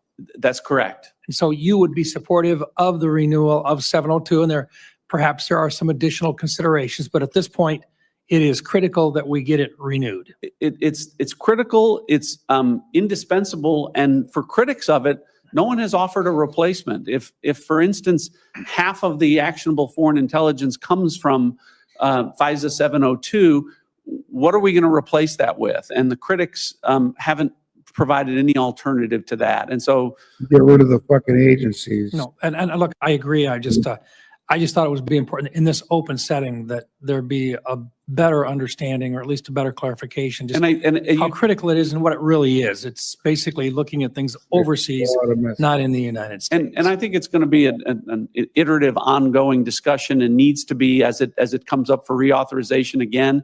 And it'll be incumbent on me, if confirmed, to both within the administration and outside, stress the things that you and I are talking about and make sure that people understand, and to dispel false narratives about how FISA is being misused or can be Correct. misused. Thank you. Thank you, Mr. Chairman. Thank you. Senator Gillibrand. Thank you, Mr. Chairman.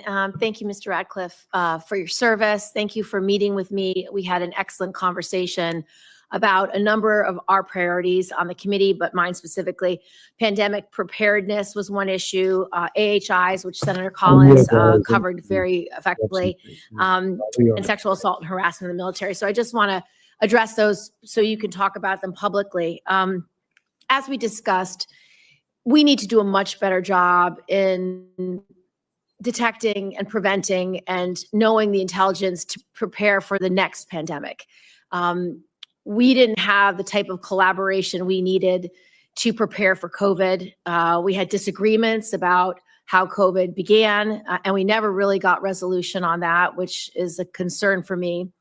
But this idea of a One Health proposal is creating essentially a fusion center for the CIA, the NSA, the DoD, the Department of Agriculture, and HHS, so that you are in real time working collaboratively to detect this information, because agriculture and science, they often share data and information. And we know with regard to the Wuhan lab that they were publishing data and information about the tests they were doing. The scientific community had access to that. The CIA, on the other hand, was looking into other intelligence. They might have been able to get the details about illnesses quicker than anyone else. But none of these groups were talking, so the data wasn't shared in a timely basis. And so we didn't really have the information we could have had if the CIA was talking to the medical community, the scientific community, and the agriculture community in terms of research. So I just want your commitment that you will work with me on this very important issue, because the CIA can play such a meaningful role in protecting our nation from such other threats, such as a pandemic or any use of a biological weapon or any use of that kind of harm to the United States. Senator Gillibrand, I really did enjoy the chance to visit and talk about these issues. I agree completely. I do pledge to work with you on that. You know, we go back to one of the worst incidents in our nation's history, 9/11. It was a failure of communication. We had the intelligence, we just weren't sharing it with each other in a way that would prevent that. And you brought up COVID, and is the more recent example where maybe as many as 25 million people die worldwide, and at least 1 million Americans as a result of that. And one of the things when I came in as DNI, to your point, was I was surprised at the lack of coordination between, for instance, the intelligence community and health agencies like the CDC and the NIH, and the ability to, the channels were not open to share information like you're talking about. So many of these things can be, if not prevented, mitigated quickly if we're communicating and sharing intelligence better. So I completely agree with the sentiment that you've expressed, and look forward to working with you to make sure that we're doing those things if I'm confirmed as CIA director. Thank you. And I just want to associate myself with the comments of Senator Collins with regard to AHIs. I think it is essential, as I mentioned in our hearing, that you collaborate with the Department of Defense, with their intelligence agencies, to understand what the nature of these effects are, what causes them, and what type of adversaries could be using technology in a way to actually harm our service members. So I just really appreciate that you will commit to delving deep into this issue and really try to limit the siloing of information between CIA and DoD on this very topic. I will. I look forward to it. CIA is the premier intelligence agency in the world, and I'm not saying that it should always be able to make an assessment about cause, but over time, that's typically something that we should expect and in some cases demand. And, for instance, COVID, you brought up that's one issue, but AHI is another one. I'm curious and look forward to reading the classified version of the AHI in terms of the assessments that were made or the inability to make an assessment on causation. And if I'm not satisfied, we'll continue to look at that. And my last question, obviously the scourge of sexual assault is problematic in every area of society. We want to make sure that the CIA is a safe place to work and that people who are being harassed or assaulted can come forward and demand justice. I just ask your commitment that you'll work with this committee to make sure all of our members of this community can work in a safe environment.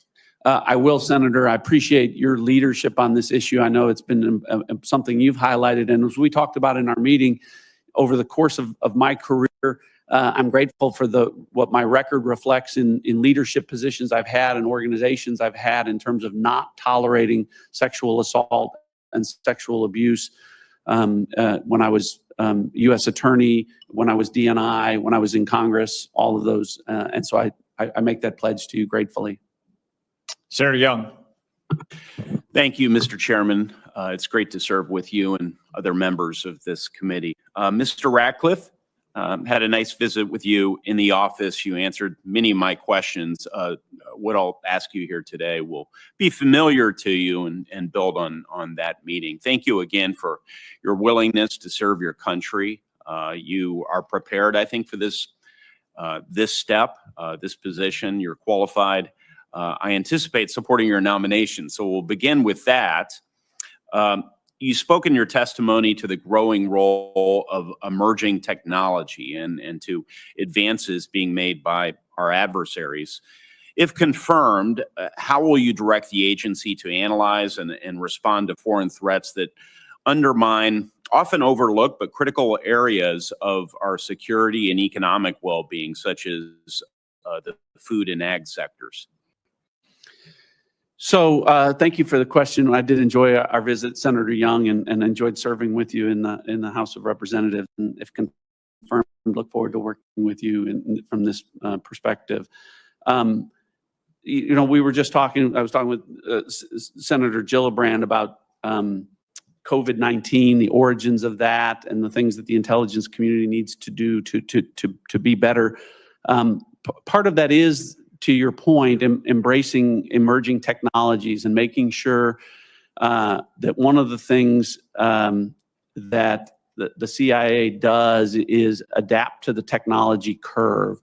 So, for instance, when we talk about utilizing artificial intelligence and machine learning, there's so much data that's out there in this, great technological age that we live in, that sometimes the intelligence community spends so much time sifting through the data that they can't find the signal for the noise.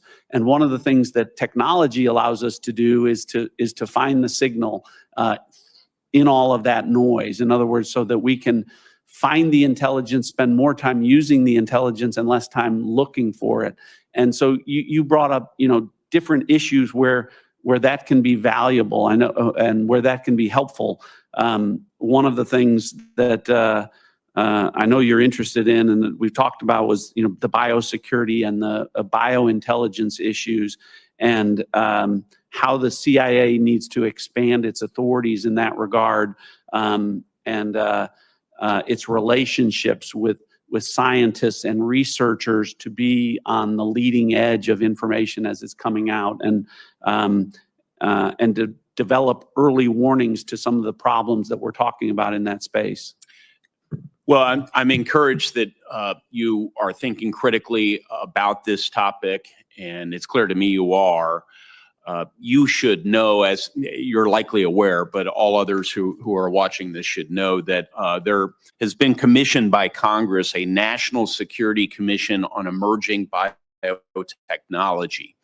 And that commission is charged with looking at the national security implications of our current biotech leadership, but also making recommendations to make sure that the United States can stay ahead of our adversaries, in particular China. And so we'll produce those recommendations in the spring timeframe. I'm chairman of that commission currently, and some of those will implicate very directly our intelligence community. And so I would just ask that you and your staff review that report when it's published, and work with this committee and others on some of its recommendations. So do you commit yourself, without having seen the report, but to be attentive to its recommendations and findings? I absolutely do, and I appreciate your leadership on that issue. And as we talked about, and we'll talk about more, I look forward to supporting and collaborating your efforts in that regard. Thank you. Time is winding down, and I'm the new guy, but one other quick question here.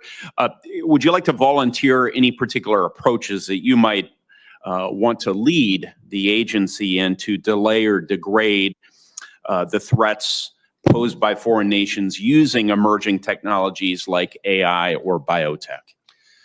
I think we can talk about some of those things in the classified session, Senator. I think that what I would say in this setting is that when it comes to technology, we have so much concern about China and Russia and our adversaries and what they're doing and how we need to counter them. I have absolute confidence that we can and will. There's only one country in the world that can parallel park a 200-foot rocket booster. The Chinese can't do it. The Russians can't do it. We do it, and we do it in part because of the great collaboration we have and can have and need to deepen between the private sector. There's so much innovation and ingenuity in the space of emerging technologies. And I'm committed as CIA director, if allowed, to expanding upon that. Thank you, Chairman. Senator Ossoff. Interesting. Thank you, Mr. Chairman, and Mr. Ratcliffe. Congratulations on your nomination. Thank you for your service to the country. Congratulations also to your family. I enjoyed our engagement a few weeks ago. It was a useful opportunity for me to learn more about your views and your plans for CIA. I want to begin with a matter that impacts Georgia.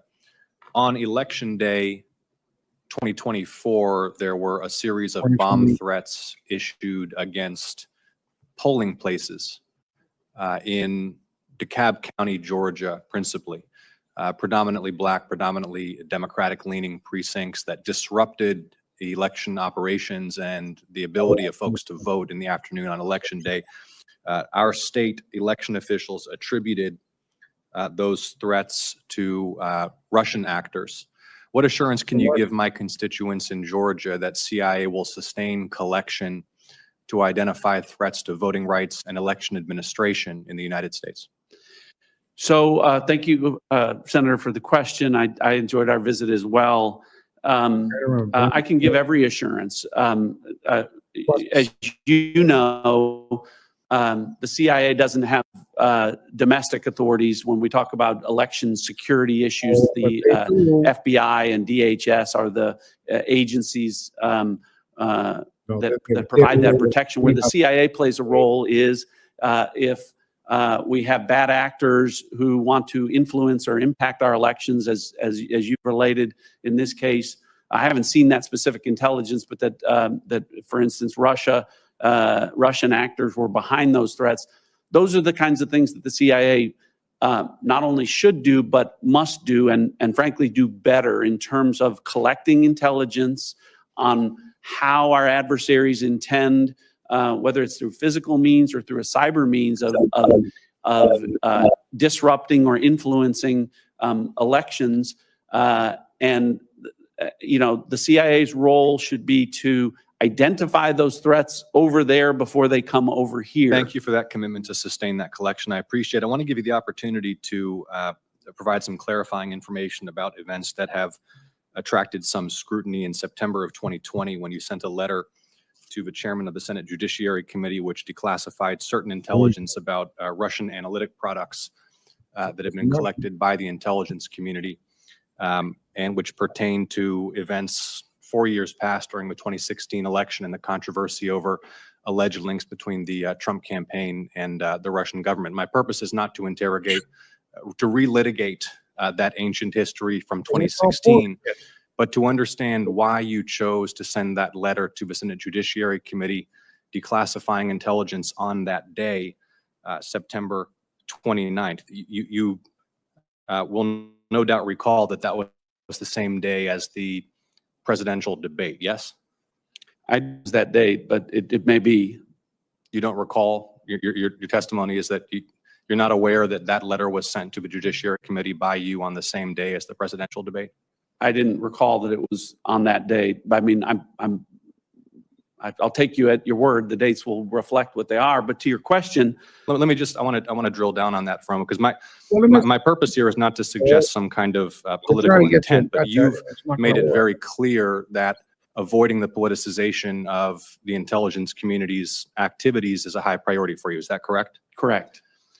It strikes me that releasing politically sensitive intelligence, that you'd think carefully about the timing of that you might consider that doing so on the day of a presidential debate, when this was intelligence collected 4 years in the past, might reasonably draw the question of whether or not there was some political impetus. Was that reasonable? It's reasonable for you to ask that, and if I can, you asked me to clarify if I can do that. So you're correct. It was my decision, but it wasn't my process. So to your point, that effort was actually the request of this committee during my my confirmation hearing as DNI, was to go back and look at the intelligence from 2016 and the 2017 intelligence community assessment. I also received separately a request from the Attorney General and from then special counsel to declassify certain intelligence relating to that in support of what would be a public report from the special counsel. I, in addition to that, received what I would call requests or even demands from other Senate committees, to include the Judiciary Committee and the House the Senate Homeland Security and Government Accountability, whatever the title of that committee is, for information related to that. That took place over a course of several months. And the process, just so you're clear, was an iterative, collaborative process that included the Attorney General, the CIA Director, the Director of the NSA, myself as DNI, and again, an iterative process that resulted in a highly redacted product to protect sources and methods, but yet to respond to these requests, or demands to put that information out. So I take, That, you know, that's useful information, and my time is running short, but we can discuss further in the closed session if we need to. I appreciate you I answering very, the very much question, look and forward again, to that. enjoyed our recent meeting. I think I have the known than anybody else on this. What's up with RSBN with their? For when you were mayor of Heath, how many people live in Heath, Texas? Around 7,000. Okay. You still live there with your wife and I do. family? All It's a right. great community. It is. I say hi to all the heathens out there. Absolutely. So I have every confidence that you will do a outstanding job as the next director of the CIA. And I say that advisedly because, as I said, I've known you for a long time and watched your career from the private sector to a U.S. attorney, acting U.S. attorney for a while, to member of Congress. And I had the privilege of introducing you to the committee at your previous confirmation hearing as Director of National Intelligence. So I don't really have any doubt about your qualifications. I do want to talk about a couple of subjects. And one is, I know people have heard the discussion of FISA and Section 702, and I appreciate the clarity with which you have explained how essential this tool is. Part of the problem with sucks. People don't trust See if I can find another. actually implementing that tool because they've seen the abuses by members of the IC, including the FBI, particularly dating back during President Trump's administration. So they figure, well, everybody must misuse these tools. But I thought you had a great analogy when we discussed this on the phone. You said, well, you probably have a bunch of steak knives in your kitchen, and they can be used for a useful and beneficial purpose, but they could also. And I think that was a pretty good analogy. But I want to ask you about one of the, quote, fixes that some people have suggested to the current state of the law, and that is to require a warrant to query lawfully collected FISA information. You have properly identified the fact that this is directed at people overseas, foreigners overseas, not Americans. But you're a former U.S. attorney and a pretty good lawyer, and you understand what probable cause. You understand what probable cause requires. To be able to establish probable cause in front of a judge, you need to have evidence. And if all you have is a FISA query of a foreign target that happens to mention an American citizen or a U.S. person, is there any way for you to go to court and establish the requirements of a warrant or probable cause in order to query that data? Well, Senator, you know the answer to that better than I do because you're a better lawyer and we're an attorney general. But the answer is no, because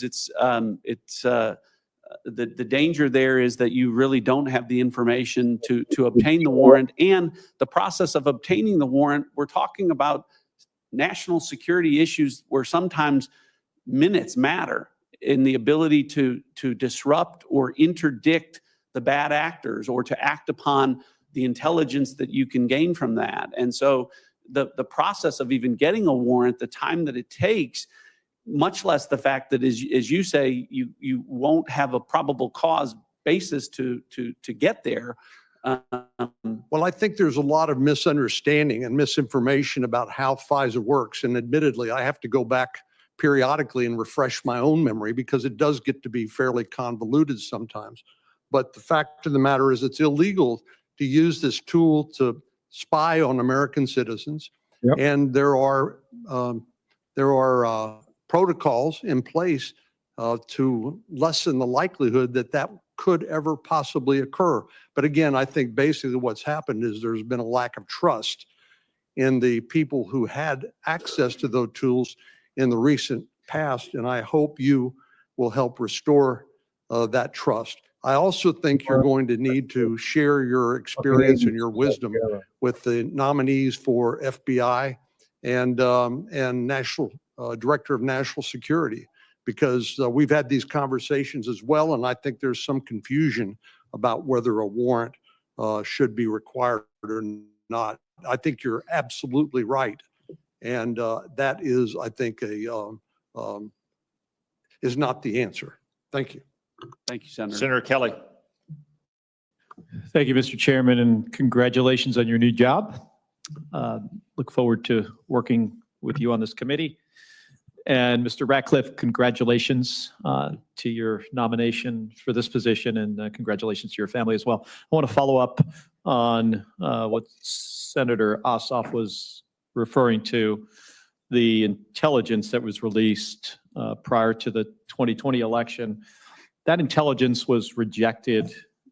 First of all, it's before I was on the committee, but my understanding is it was rejected by Democrats and Republicans on this committee as having no factual basis, and it put Russian disinformation into the public sphere.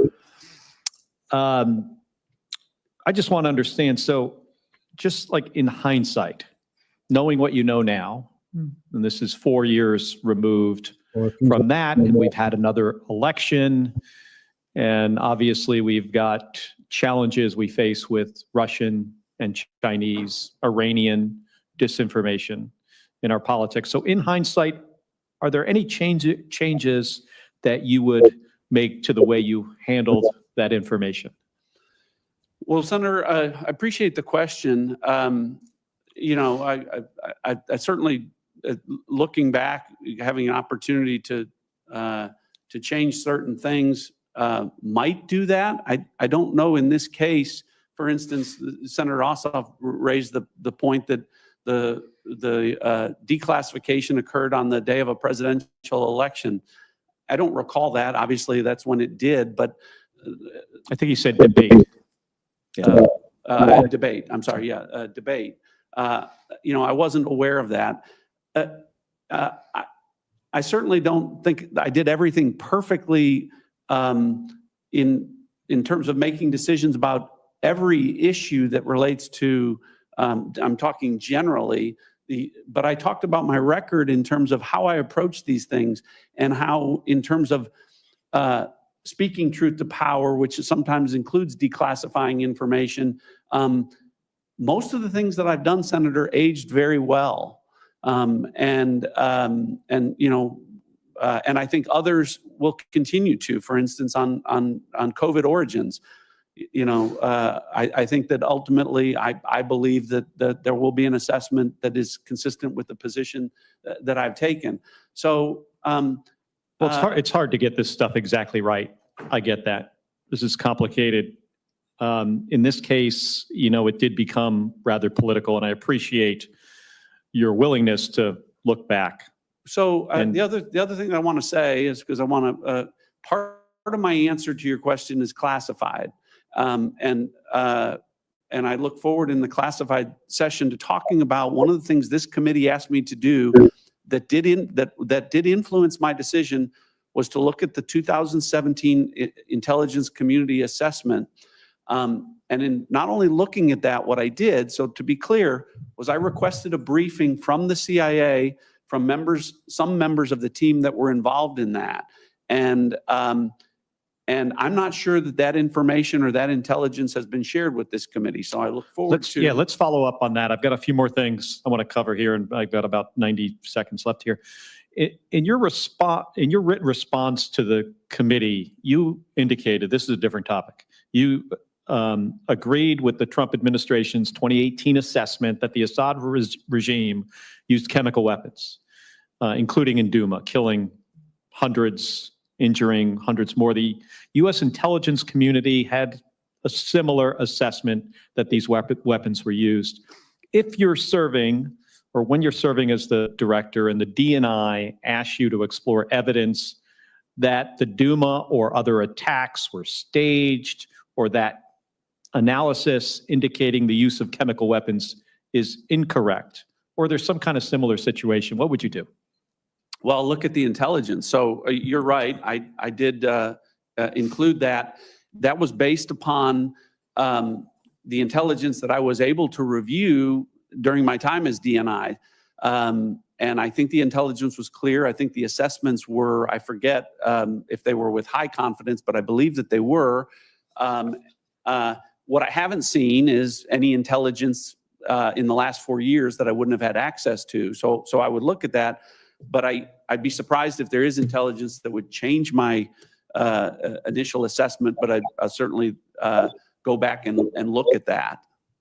And can I just very briefly have just a few more seconds here? I just want to get your commitment to work with me, focusing on transnational criminal organizations on the other side of the border. It's a big problem. It affects my state in a big way. And my state, and I absolutely make that pledge and look forward to working with you to address that threat. All right, thank you. Senator Moran. Chairman, thank you. Mr. Ratcliffe, I enjoyed and appreciated our conversation in the office. I particularly appreciated the indication of your transparency with this committee, your forthrightness, telling us the truth. It's been difficult from time to know what the true story is, and there are opinions about truth, but we ought to be trying to find the truth. I want to ask you about statements that you've made. I agree with you that China is the greatest threat facing our country. I rate Russia as our second gravest threat and believe it's the most acute threat today. Hearing.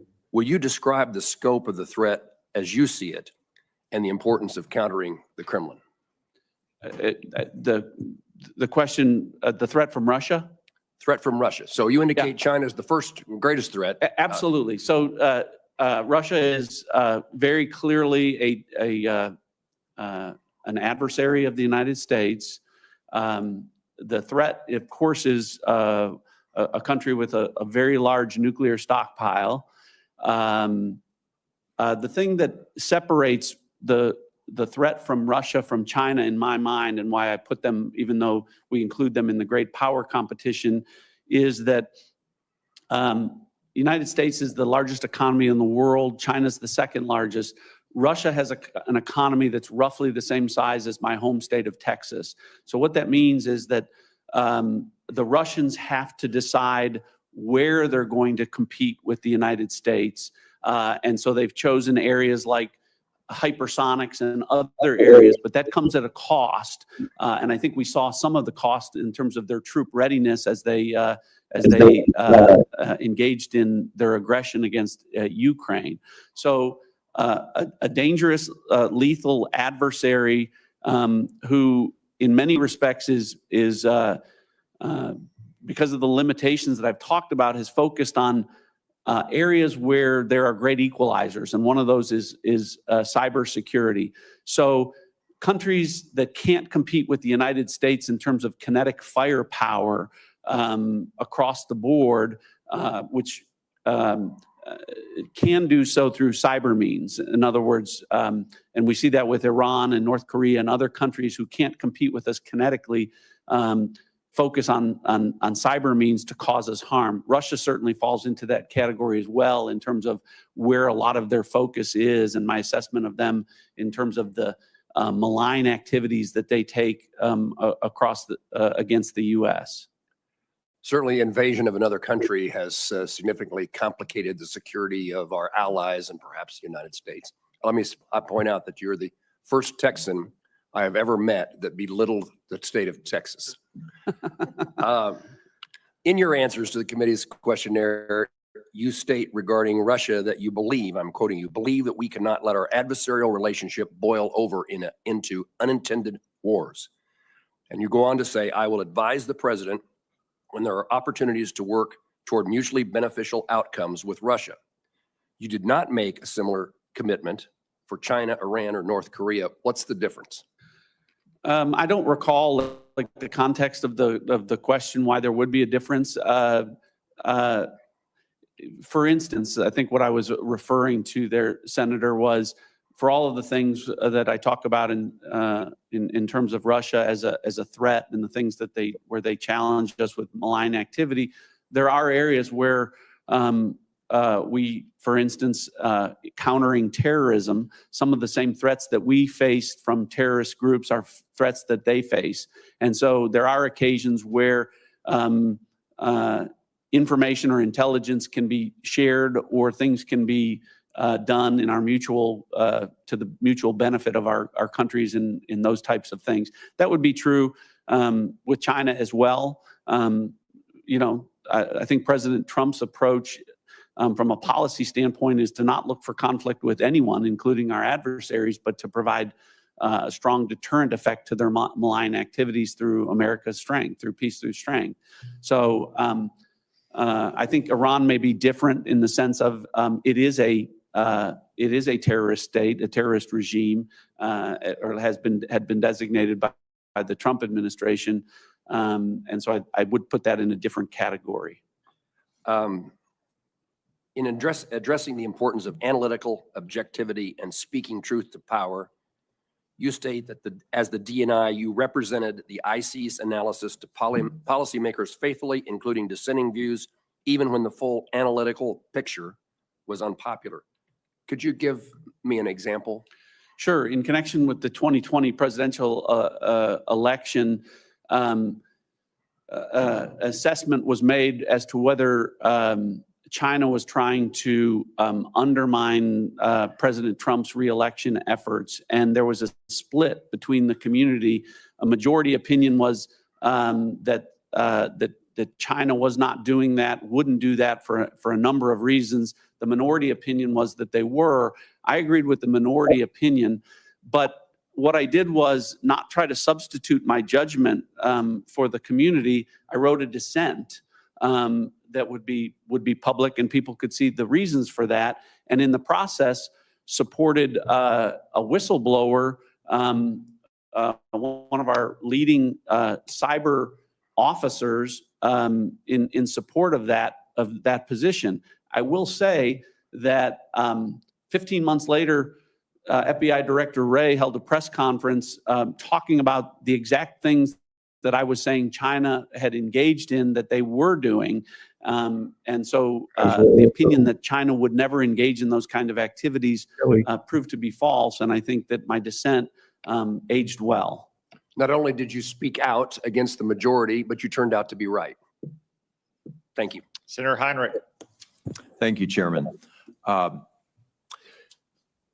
On July 21st of 2020, you sent a letter to this committee stating that while you agreed to appear at the committee's open worldwide threat hearing as DNI, as Director of National Intelligence, that you would not take any questions in open session.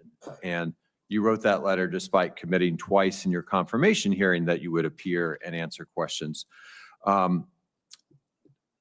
So obviously, this position is one that requires congressional oversight.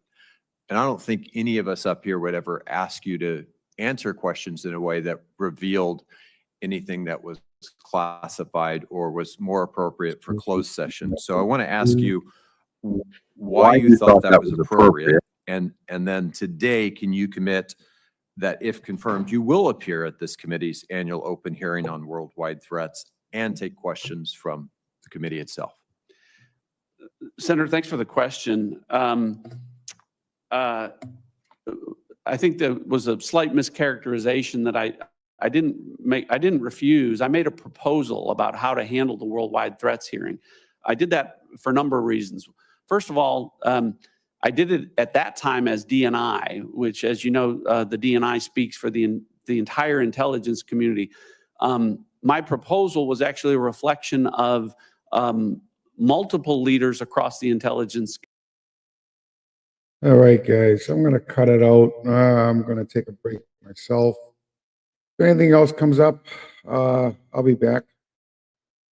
Until then, have a good day, and I'm going to see if PM Bondi's hearing is going to come back. So far, so good. I mean, everything's going pretty well so far. I haven't checked on Marco Rubio's yet.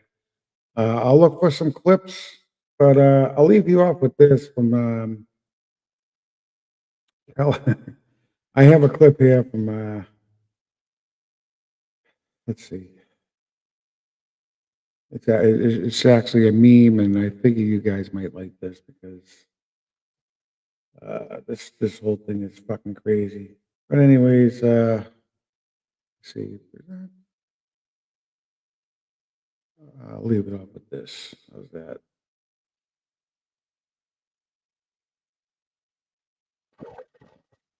Over the head, punch in the face. Clark, what's wrong? Honey? It's bigger than you expected? It's about the something on it, and, Smaller? people know it. This isn't the biggest bag over the head, punch in the face I ever got. God damn it! Clark, what's wrong? I fucking love it. I love it. Oh, yeah. All right, gonna head out with a fucking soon. Oh, God. Like I said, guys, I'll be back. And maybe today, like I said, I'm gonna keep my eye open for the other hearing that's happening. And anything happens, exciting, I'll let you know. Well then, have a good day. Hey guys, 5 more days, by the way. Woo.